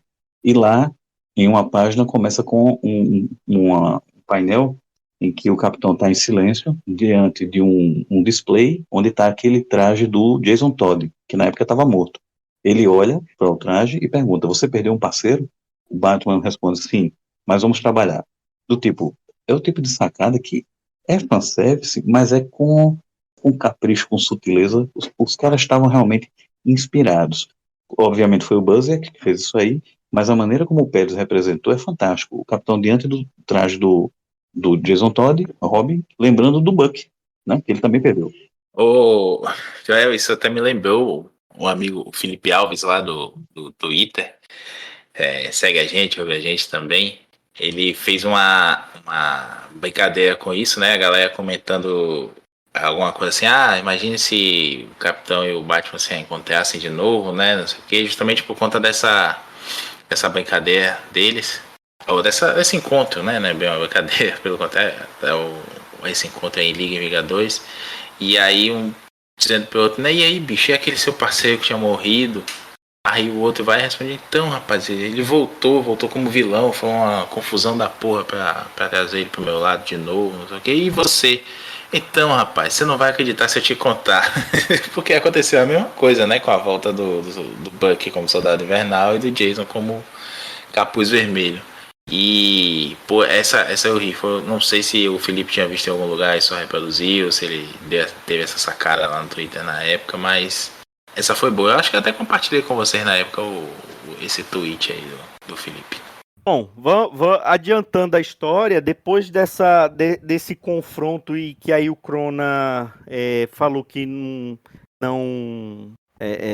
estava nem aí com isso tudo, o próprio Grão-Mestre meio que dá um golpe, né? Pega todos os objetos só que o Crona acaba obrigando ele a contar quem é o Galactus, né? E o Crona vai até o Galactus e faz uma daquelas coisas clássicas também, que é usar meio que destruir o inimigo dele e transformar a base dele, mas nesse caso é o próprio Galactus como uma base, né? E aí é quando ele tá fazendo justamente isso de tentar mesclar os dois universos e poder ver o que acontece. Ele simplesmente está testando, né? Ele está sendo o cientista da coisa, né? Ele está testando, só que como as terras são diferentes, é tudo diferente, até a física é diferente entre as duas terras, o tamanho das duas terras é diferente, e isso vai acabar destruindo as duas coisas, né? Aí é quando a Liga e os Vingadores, apesar de... Aí começa tudo aquilo parecendo que eles têm vários encontros desde a época dos invasores com a Sociedade da Justiça. Aquela capa clássica que tem o encontro da Liga com a Sociedade, aí eles substituem a Sociedade pelos Vingadores, né? Que é tipo numa mesa branca, com uma bola de cristal aparecendo os outros heróis, né? E acaba tendo essa mescla, né? Tanto dos Vingadores como da Liga, de personagens que participam de um e de outro, mas novamente, tanto o Superman quanto o Capitão América percebem que tem coisa errada ali, né, Maurício? E também é um aceno aí a esse tempo, né, da realidade alterada. É algum personagem que é mais ligado àquela realidade, tem os valores, assim, ou por algum detalhe específico. Geralmente o roteirismo, preferência do escritor. São os que despertam, né, e tem que despertar os outros, ou vai se criando aquela espiral ali em que eles vão acordando aos poucos. E a gente vai seguindo por aí na história e vai guiando até o confronto final, que é quando eles se juntam na quarta edição, que eu acho maravilhoso também. Divertidíssimo a forma como o Bruce que vai coordenando ali, aparecem Vingadores, aparecem Justiceiros de todas as épocas, ao mesmo tempo eles vão alternando, uns vão sumindo, outros vão aparecendo, aí quem vai aparecer no meio do nada vai tendo que ser situado porque já tá na pancadaria. E vai todo mundo se comunicando e trocando ideia de lutas ali, aparecendo gente contraditória até, né? Pô, aquilo é divertido demais. Eu vou fazer de novo a referência a Vingadores Ultimato, porque guardadas as devidas proporções, né? Até porque no gibi é muito maior em proporção, mas é como se a gente tivesse a mesma sensação de estar assistindo aquela pancadaria lá, né, depois que os heróis reaparecem lá e o capitão lidera eles pra porrada. É a mesma sensação que a gente tem aqui lendo esse gibizinho. E caramba, bicho, eu tô folheando aqui também, Joel, e tô sentindo a. Verdade, Oi? cara. Se você for olhar direitinho, ok, é mérito dessa geração atual, é mérito do cinema, porque eles conseguiram provocar com aquela cena, né, que se tornou icônica, né, do Steve Rogers com o martelo do Thor. Sei, é legal. E assim, a gente não vai dizer que uma é melhor do que a outra tal, mas bicho, a capa da edição 4 é o Superman com o escudo do Capitão e o martelo do Thor. É. Bicho, Inclusive porque o capitão ele vai ficar para liderar, né? Então ele vai ficar meio para trás. Isso quando eles estão já nas últimas edições que eles estão invadindo lá a base do Crona para poder derrotar o Crona e tentar transformar tudo ao normal. E antes disso eles têm no último suspiro ali do Grão-Mestre, ele mostra para ele a realidade dos dois universos, né? Então, nessa realidade mostra o Hal Jordan despirocando e matando todo mundo, matando toda a tropa, mostra o Superman morrendo pro Apocalipse, mostra o Robin, Jason Todd morrendo pelo Coringa, Foi. mostra e a mostra, realidade dos heróis renascem, tem ali um quadrinho bem pequenininho com os heróis renascem, enfim, ele mostra e mostra, Matheus, os filhos da eu, Wanda e do eu- Visão, né, que era do Mestre Pandemônio, que era o construto lá do é Mephisto. justamente isso que eu ia falar. Era justamente isso que eu ia falar. A Wanda e o Visão, eles não têm, nessa realidade aí misturada, eles não têm noção do que aconteceu com os filhos, né? Ela nem tem os filhos ainda. Então, ela vai ver que, retornando ao mundo, né? Que o sacrifício que eles vão fazer é esse, para retornar tudo, eles vão retornar também os sofrimentos que eles já tiveram, do tipo, ela teve filhos que foram revelados como parte desse vilão. Cara, ela entra em choque quando ela vê isso. Você pode ver, ela sofre. O Visão tenta consolar ela. Ela vai ver que o Visão também vai passar por aquela destruição que aconteceu na fase do John Byrne, nos Vingadores da Costa Oeste. E que por conta disso, o casamento deles é desfeito, porque depois eles nunca mais conseguiram ter a vida que eles tinham antes, de marido e mulher. Então, a Wanda vai sacrificar o casamento e vai passar de novo pelo trauma de perder os filhos. Para mim, na minha cronologia, vamos dizer assim, foi isso que causou nela, 1 ano ou 2 anos depois, o surto que causou Vingadores Avengers Disassembled do Bendis. Na minha cronologia foi essa, porque na versão do Bendis é uma porcaria. Simplesmente a Vespa fala nos gêmeos e ela surta, sendo que, na verdade, ela já tinha feito as pazes com isso no universo tradicional. Nesse evento, Vingadores, Liga das Vingadores, é que ela passa mais uma vez pelo trauma. Então, eles poderiam ter usado isso, mas claro, eles não tiveram a manha de usar isso na fase Bendis, ou o Bendis não quis usar, como o Busiek usou o ovo cósmico, que vai chegar no final dessa história Liga Vingadores ter o ovo cósmico, o Busiek usou na mensal da Liga. A Marvel poderia ter usado isso também para justificar o surto da Wanda que gerou o Vingadores a Queda. Bem lembrado, a gente tem o Ovo Cósmico no finalzinho do título da JLA, né? Que é esse que tá começando, não, né? Já tá aí a todo vapor na saga da Liga da Justiça. Quando a gente gravou aqui, saiu há pouco tempo o volume 9. E que é um volume que vai chegar no final ali, perto de Coisa Infinita, não é isso?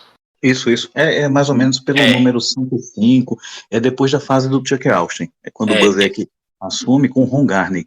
com o Ron Garney. O Austin escreve pro Ron Garney desenhando também. E aí o Garney continua com o Busiek e logo depois vem os crossovers com crise de identidade. E aí vem crise infinita. A DC usou isso. Por que a Marvel não poderia ter usado também como uma consequência de Liga e Vingadores para justificar justamente aquele surto onde a Wanda perde o controle e vai dizimando, né? Todo o conceito dos Vingadores. Mas o Bendis preferiu usar um comentário maldoso da Vespa, que não faz É, sentido, porque no universo regular, 616, a Wanda não tinha esquecido os filhos. Ela lembrava deles e sabia o que tinha acontecido. Não fez nem sentido a bem justificativa do lembrado, Bendis. os Vingadores acabaram por fofoca no final das contas. Mas sim, eu acho sensacional assim os detalhezinhos, né? Os easter eggs visuais e de história que vai ter nessa sequência aí da pancadaria final.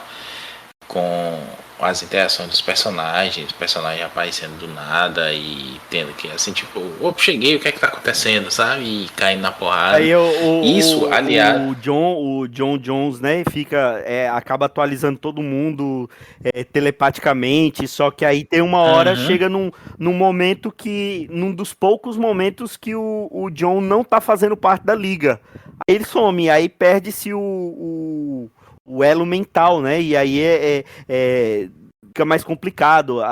As mudanças dos uniformes dos personagens. Tem uma hora que o Capitão América tá com aquele uniforme negro, aí logo depois o escudo some da mão do Super-Homem porque o Capitão América tá com aquele escudo de energia, né?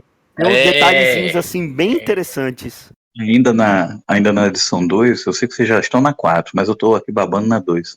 Tem uma página que é fantástica.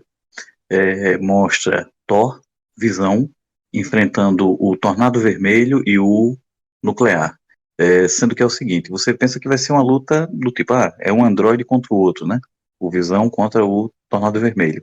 Tem isso, mas tem também o Thor dizendo que não consegue controlar o tufão criado pelo Tornado Vermelho. E aí, quando o Visão atinge o corpo do Tornado Vermelho, ele acha que vai desativar por ser um androide. E aí ele, não, peraí, dentro dele, além do circuito, tem alguma coisa a mais. E aí ele solta uma rajada vermelha. O Thor olha e diz, dentro dele tem uma tempestade elemental. Que isso remete aos anos 70, final dos anos 70, quando o próprio Pérez, escreveu a origem definitiva, desenhou, aliás, a origem definitiva do Tornado Vermelho.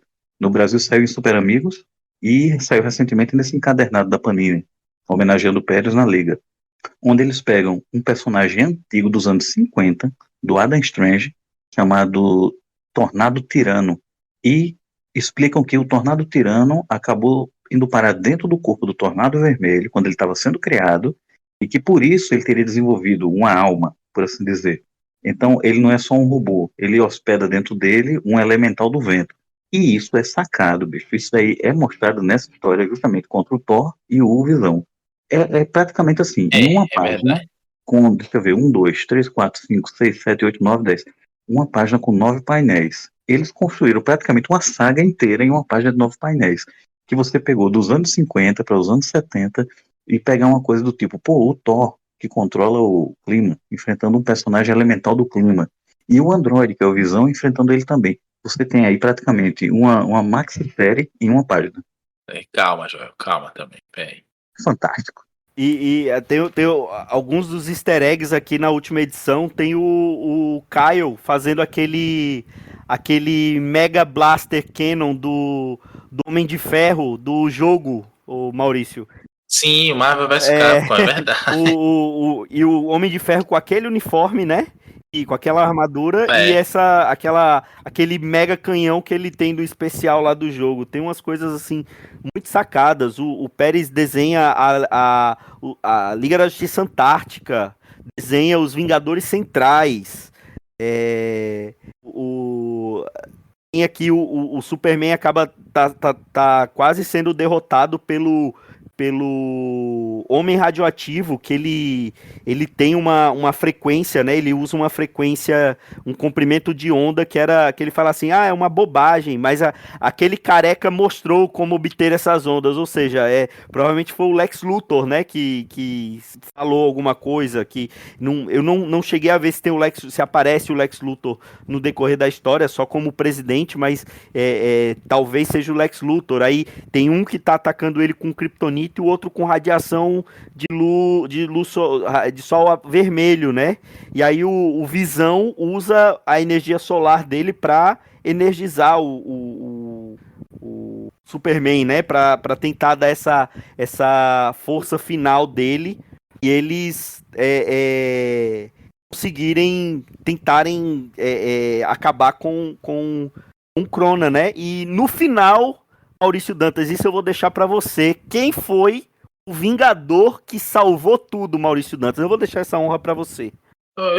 eu acho um insulto até, né, ter que falar, ter que lembrar mais uma vez a audiência qualificada deste programa que é a flecha explosiva do Gavião Arqueiro, que salva o dia, os universos e tudo mais. E, pô, é legal. Inclusive, isso lembra também, viu, Joel? Que é uma coisa muito legal, que é as personificações dos universos, né? Das realidades, do que é o infinito.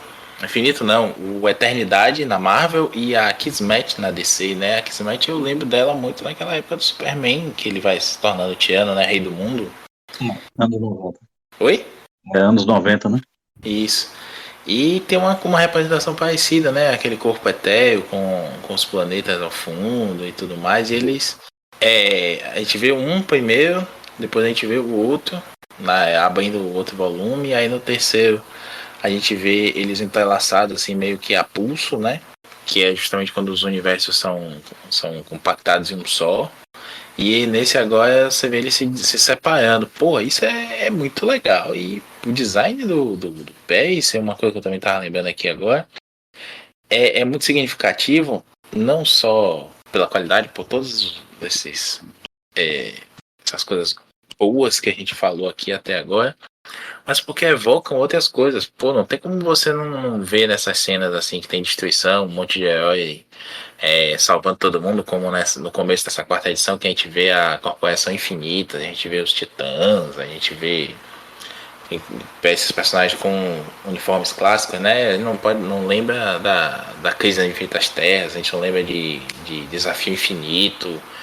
Enfim, é como se a gente tivesse tendo uma continuidade também, né? Aquelas imagens que estão gravadas na nossa mente, que a gente já leu tanto, conversam com essas agora. É quase como se, não sei, são compatíveis, né? E ao mesmo tempo celebram, dizem assim, ó, isso aqui é uma continuação daquilo, isso aqui tem muito a ver com aquilo, não um desenho está completamente diferente. Você mergulha nisso, muito parecendo com com o que você está vendo e lembrando, né, das histórias antigas, de nostalgia mesmo. Aí quando você pega para reler, pô, vou reler um Desafio Infinito agora, quero ver mais pés, vou reler uma Crise Infinitas Terras, enfim, quero mais pés.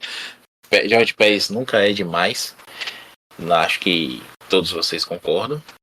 Então tem essa sensação de que você tem uma familiaridade, tem uma continuidade e tem uma referência muito grande, né? Quando são os mesmos atores, né? As imagens são parecidas, o traço é similar, a fotografia da coisa.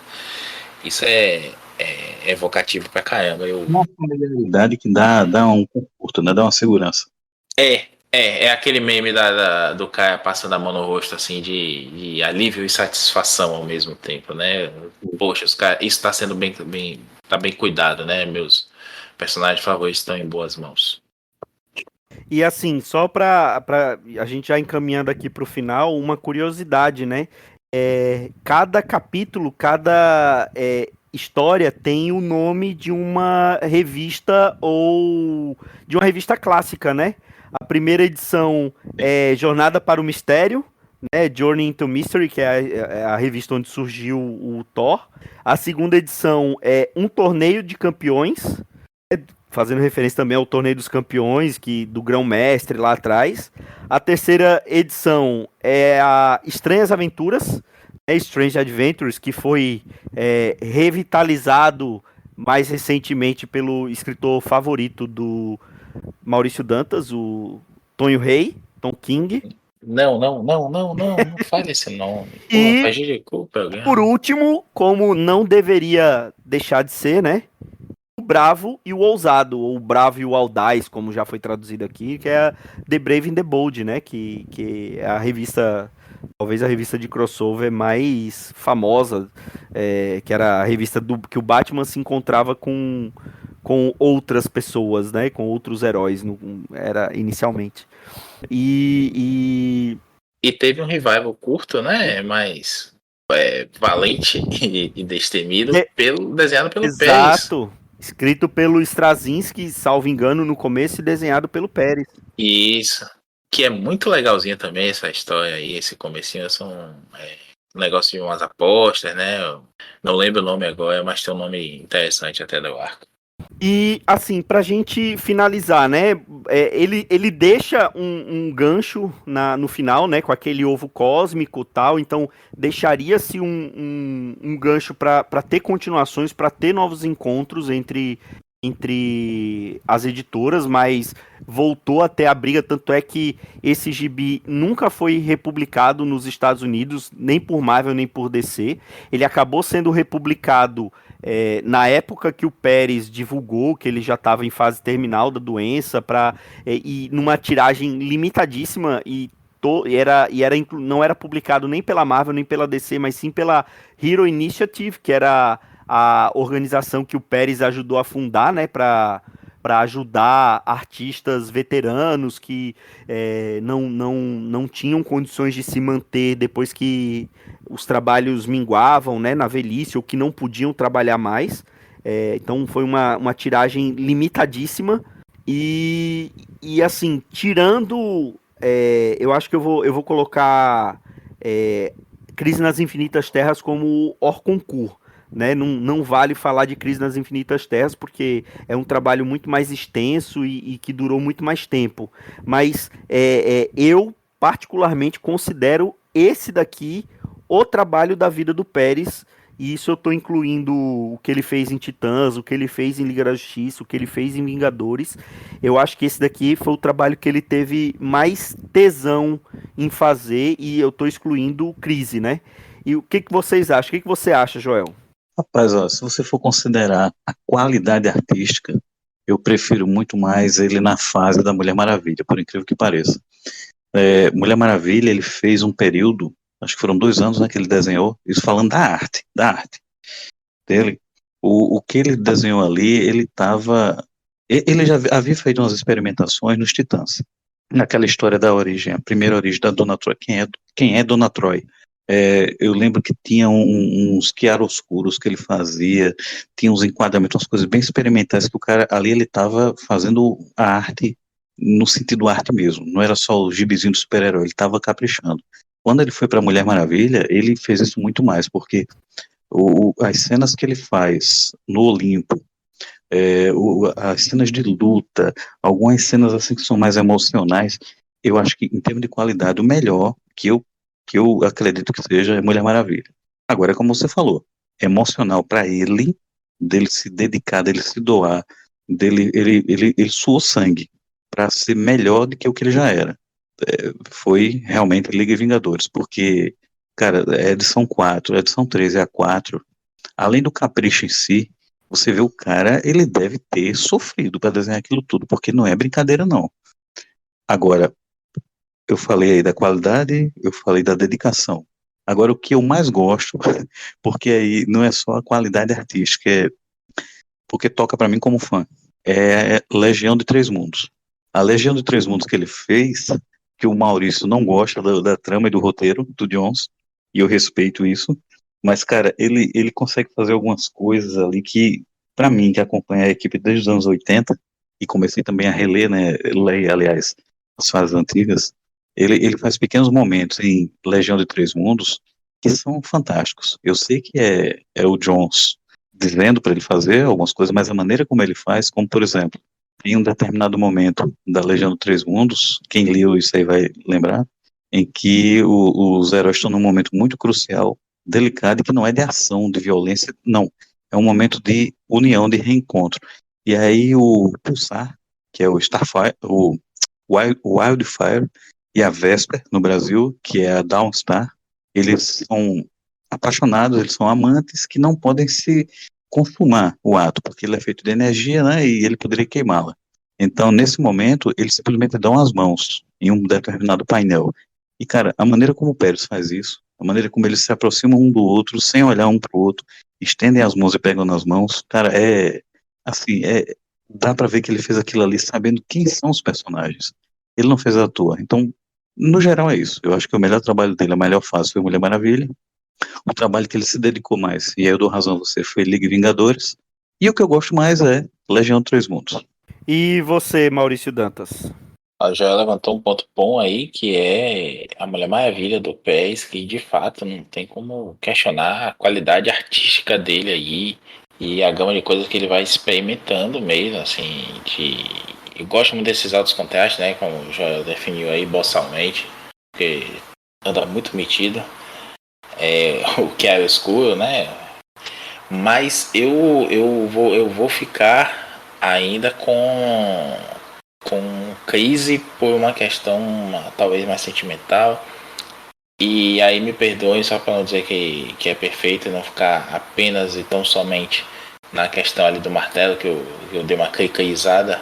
Vou dar outra clicaizada aqui, que é a colorização, que é boa, mas eu ainda gosto do PES com a cor mais chapada, a cor mais clássica, a cor de uma crise, a cor de uma Mulher Maravilha, um dos Vingadores dele. Eu acho que o traço dele é perfeito. Não acho que acho que é o Tom Smith, né? O colorista aqui. Não acho que ele fez um mau trabalho, não, mas eu acho que é o Tom Smith mesmo. Esse excesso de efeitinhos, né? Então, sempre que a gente vê um personagem com a numa tela, a gente vê com aquele brilhozinho meio fosco, quando a gente vê as ondulações ali deles mudando de realidade, enfim, muito efeito de computador, e acho que o PES é um cara que não precisa disso. Esse tipo de colorização é uma coisa que veio muito, já falamos disso em outros programas, né?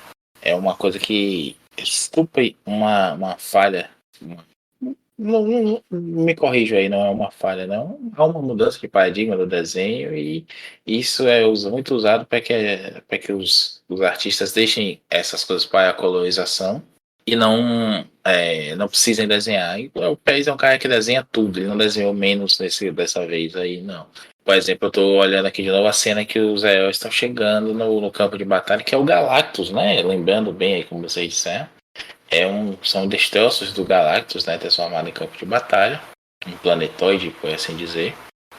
E tem muito efeito computador em volta que não precisava, né? Só colocar aquele preto lá daquele universo, né, que a gente vê os heróis sempre aparecendo, Crise Infinita, ou Crise Infinitas Terras, Desafio Infinito e tudo mais.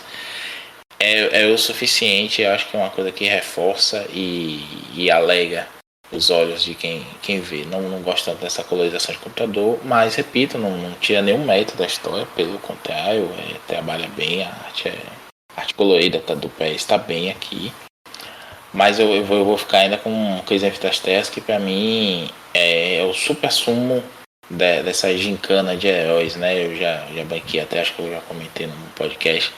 É uma discussão que eu tive uma vez, bêbado com a de Mario, dizendo que Crise Infinitas Terras é uma grande gincana, uma grande prova em que os personagens têm que provar que são dignos de comparecer nessa nova cronologia aí, né? Que está sendo feita limpa e quem é que vai ficar para o novo tempo.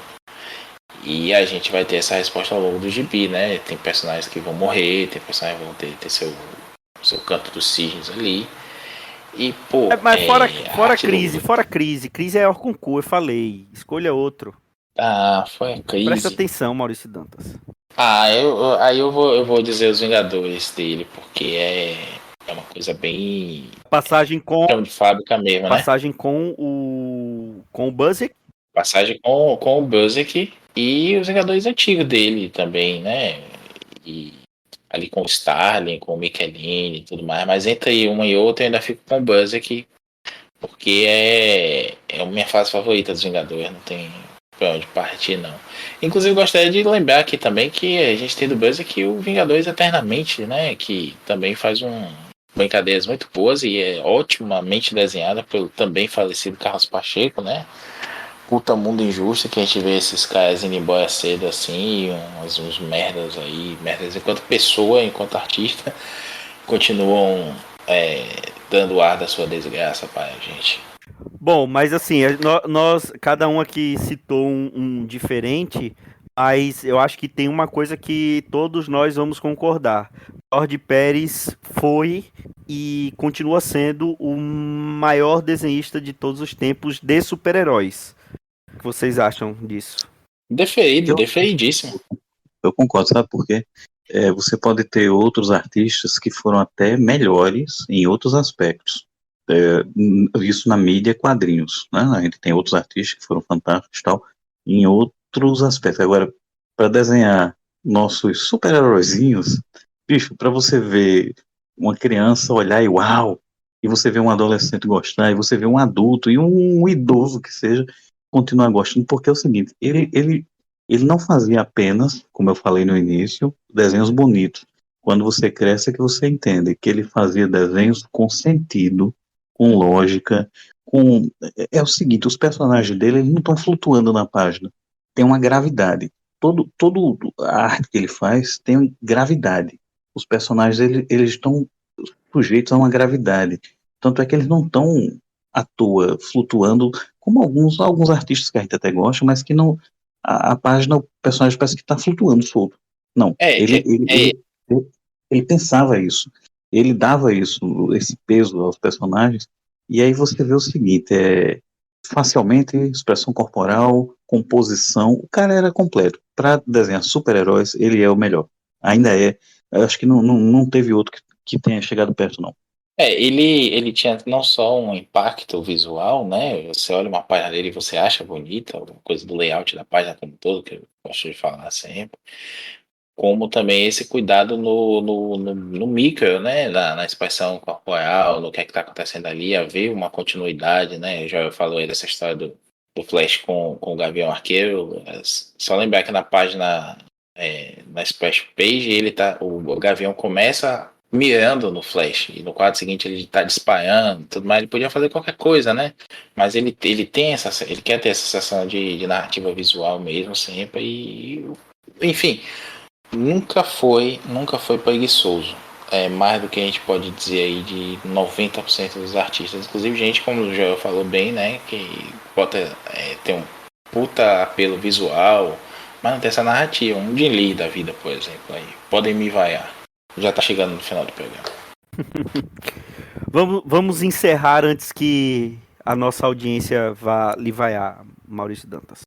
Bom, acho que é isso. Essa foi a nossa singela homenagem a esse artista maravilhoso que é o George Pérez. Eu digo porque a arte dele, como o Joel falou, é imortal, né? Vai enquanto houver quadrinhos, enquanto houver quem curta essa indústria vital, vai haver o George Pérez vai continuar vivo, né? Só a pessoa dele, o corpo dele que passou para outro plano, né? A essência dele, através da arte dele, continua mais viva que nunca, né? E a gente vira e mexe e vai acabar falando de mais alguma coisa aqui que ele desenhou e vamos exaltá-lo cada vez que fizermos isso. O que eu falei na ocasião da morte dele é o que eu vou tentar reproduzir agora, não lembro exatamente o que foi, mas basicamente é o seguinte, ok, o cara desenhou muito, desenhou demais, ele deixou uma obra vasta, gigantesca, de você ficar olhando, admirando e babando, mas para mim, assim, eu acho que o principal talvez dele é que tudo aquilo que ele fez, eu acho que desperta em cada pessoa que vê uma coceirinha, uma vontadezinha de desenhar também.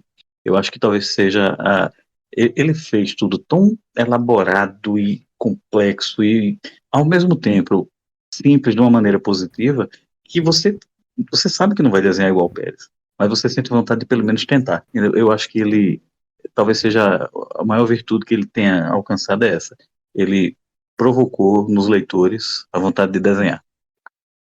É isso. E o exemplo de pessoa, né? A gente romantiza muito, sabe que a maioria, né? Absoluta dos grandes gênios, é muito boa naquilo que faz, pelo qual é conhecido, e muitas vezes tem uma personalidade de merda por trás, né? Metido, tem seus problemas com droga, com vaidade, com álcool, com coisa.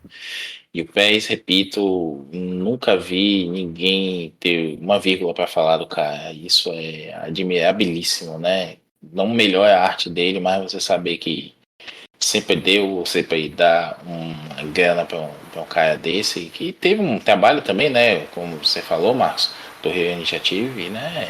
Initiative. Meu sotaque de Cambridge às vezes pode ser pouco conhecido. O cara teve um trabalho social bacana, né? Se preocupar com os demais. Quando ele se aposentou, ele fez questão de avisar: olha, eu tô bem, eu não preciso de vaquinha, eu não preciso de crowdfunding. Eu consegui me aposentar do jeito que eu queria, nos termos que eu queria. Eu vou fazer minhas commissions quando eu precisar, quando eu quiser. E continuem doando pro fundo do Rio Initiative e não para mim. Ajudem aí as pessoas que precisam. Porra, isso é bacana demais, bicho. É exemplo mesmo, sabe? De tudo. É isso. Fica a nossa singela homenagem nesse Pilha de Bis especial. E até a próxima semana com mais um Pilha de Bis. Um grande abraço e tchau.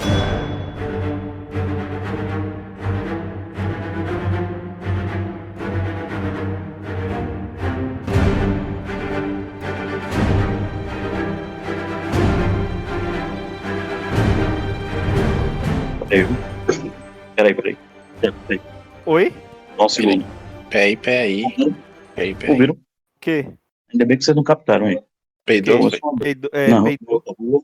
saiu um tiro aqui. Ixi, Maria. Juro?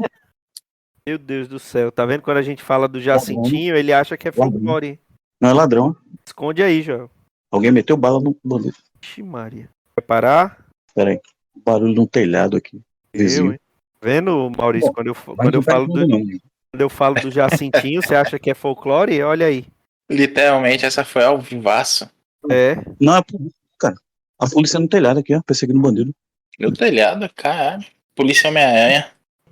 Peraí, viu? Estão Eita, perseguindo o cara em cima do telhado, bicho, da vizinhança. eu, hein? Liga a câmera aí, filma. Pior que não, velho. Pior que não. Tem o policiamento aqui, pra não interromper o trabalho dos caras, né? O policial arriscando a vida aqui, bicho, nos telhados, né? Oxi. Eita porra. Esconde aí, Joel. Ela apontou pra cá, não foi? Ela disse pra cá. Ela disse que passou correndo pra lá. Parece que negócio. Joel? Aí falou que ia ser 7 jagunços pra ser um bandido aí. Tá vendo? Acredita? Isso nunca aconteceu aqui. 3 anos que eu tô aqui. Bom, enfim. Nunca aconteceu aí ou você tem um sono pesado? Não. Nunca aconteceu, pô. Questões. É. O tiro foi a 20 metros de onde eu tô. Eita porra. Tô dizendo eu tô.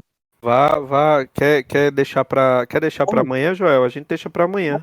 Vamos continuar. Tá interrompendo aí. Tô ouvindo alguma coisa? Cachorro latindo, alguma coisa? Não, mas Não. eu tô preocupado com você aí. Enfim, voltando ao caso. Edição, Vai querer continuar? claro. Oxê. Que é Edição. Jacintinho, porra. Vou Uma quinta-feira. colocar nos extras. Bota. O pior é que não captou, né, a zoada, né? Nem nada. Não, mas Se tivesse no computador, tinha captado. Eita merda, né? é mesmo. Voltando. E aí, edição, começa.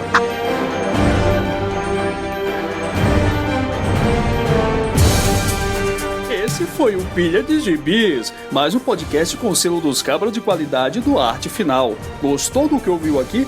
Compartilhe e acesse o site, tem muito mais conteúdo de qualidade esperando por você. Vai comprar seus gibis na Amazon? Compra acessando os nossos links. Você vai ajudar a manter esse trabalho. www.artefinalhq.com.br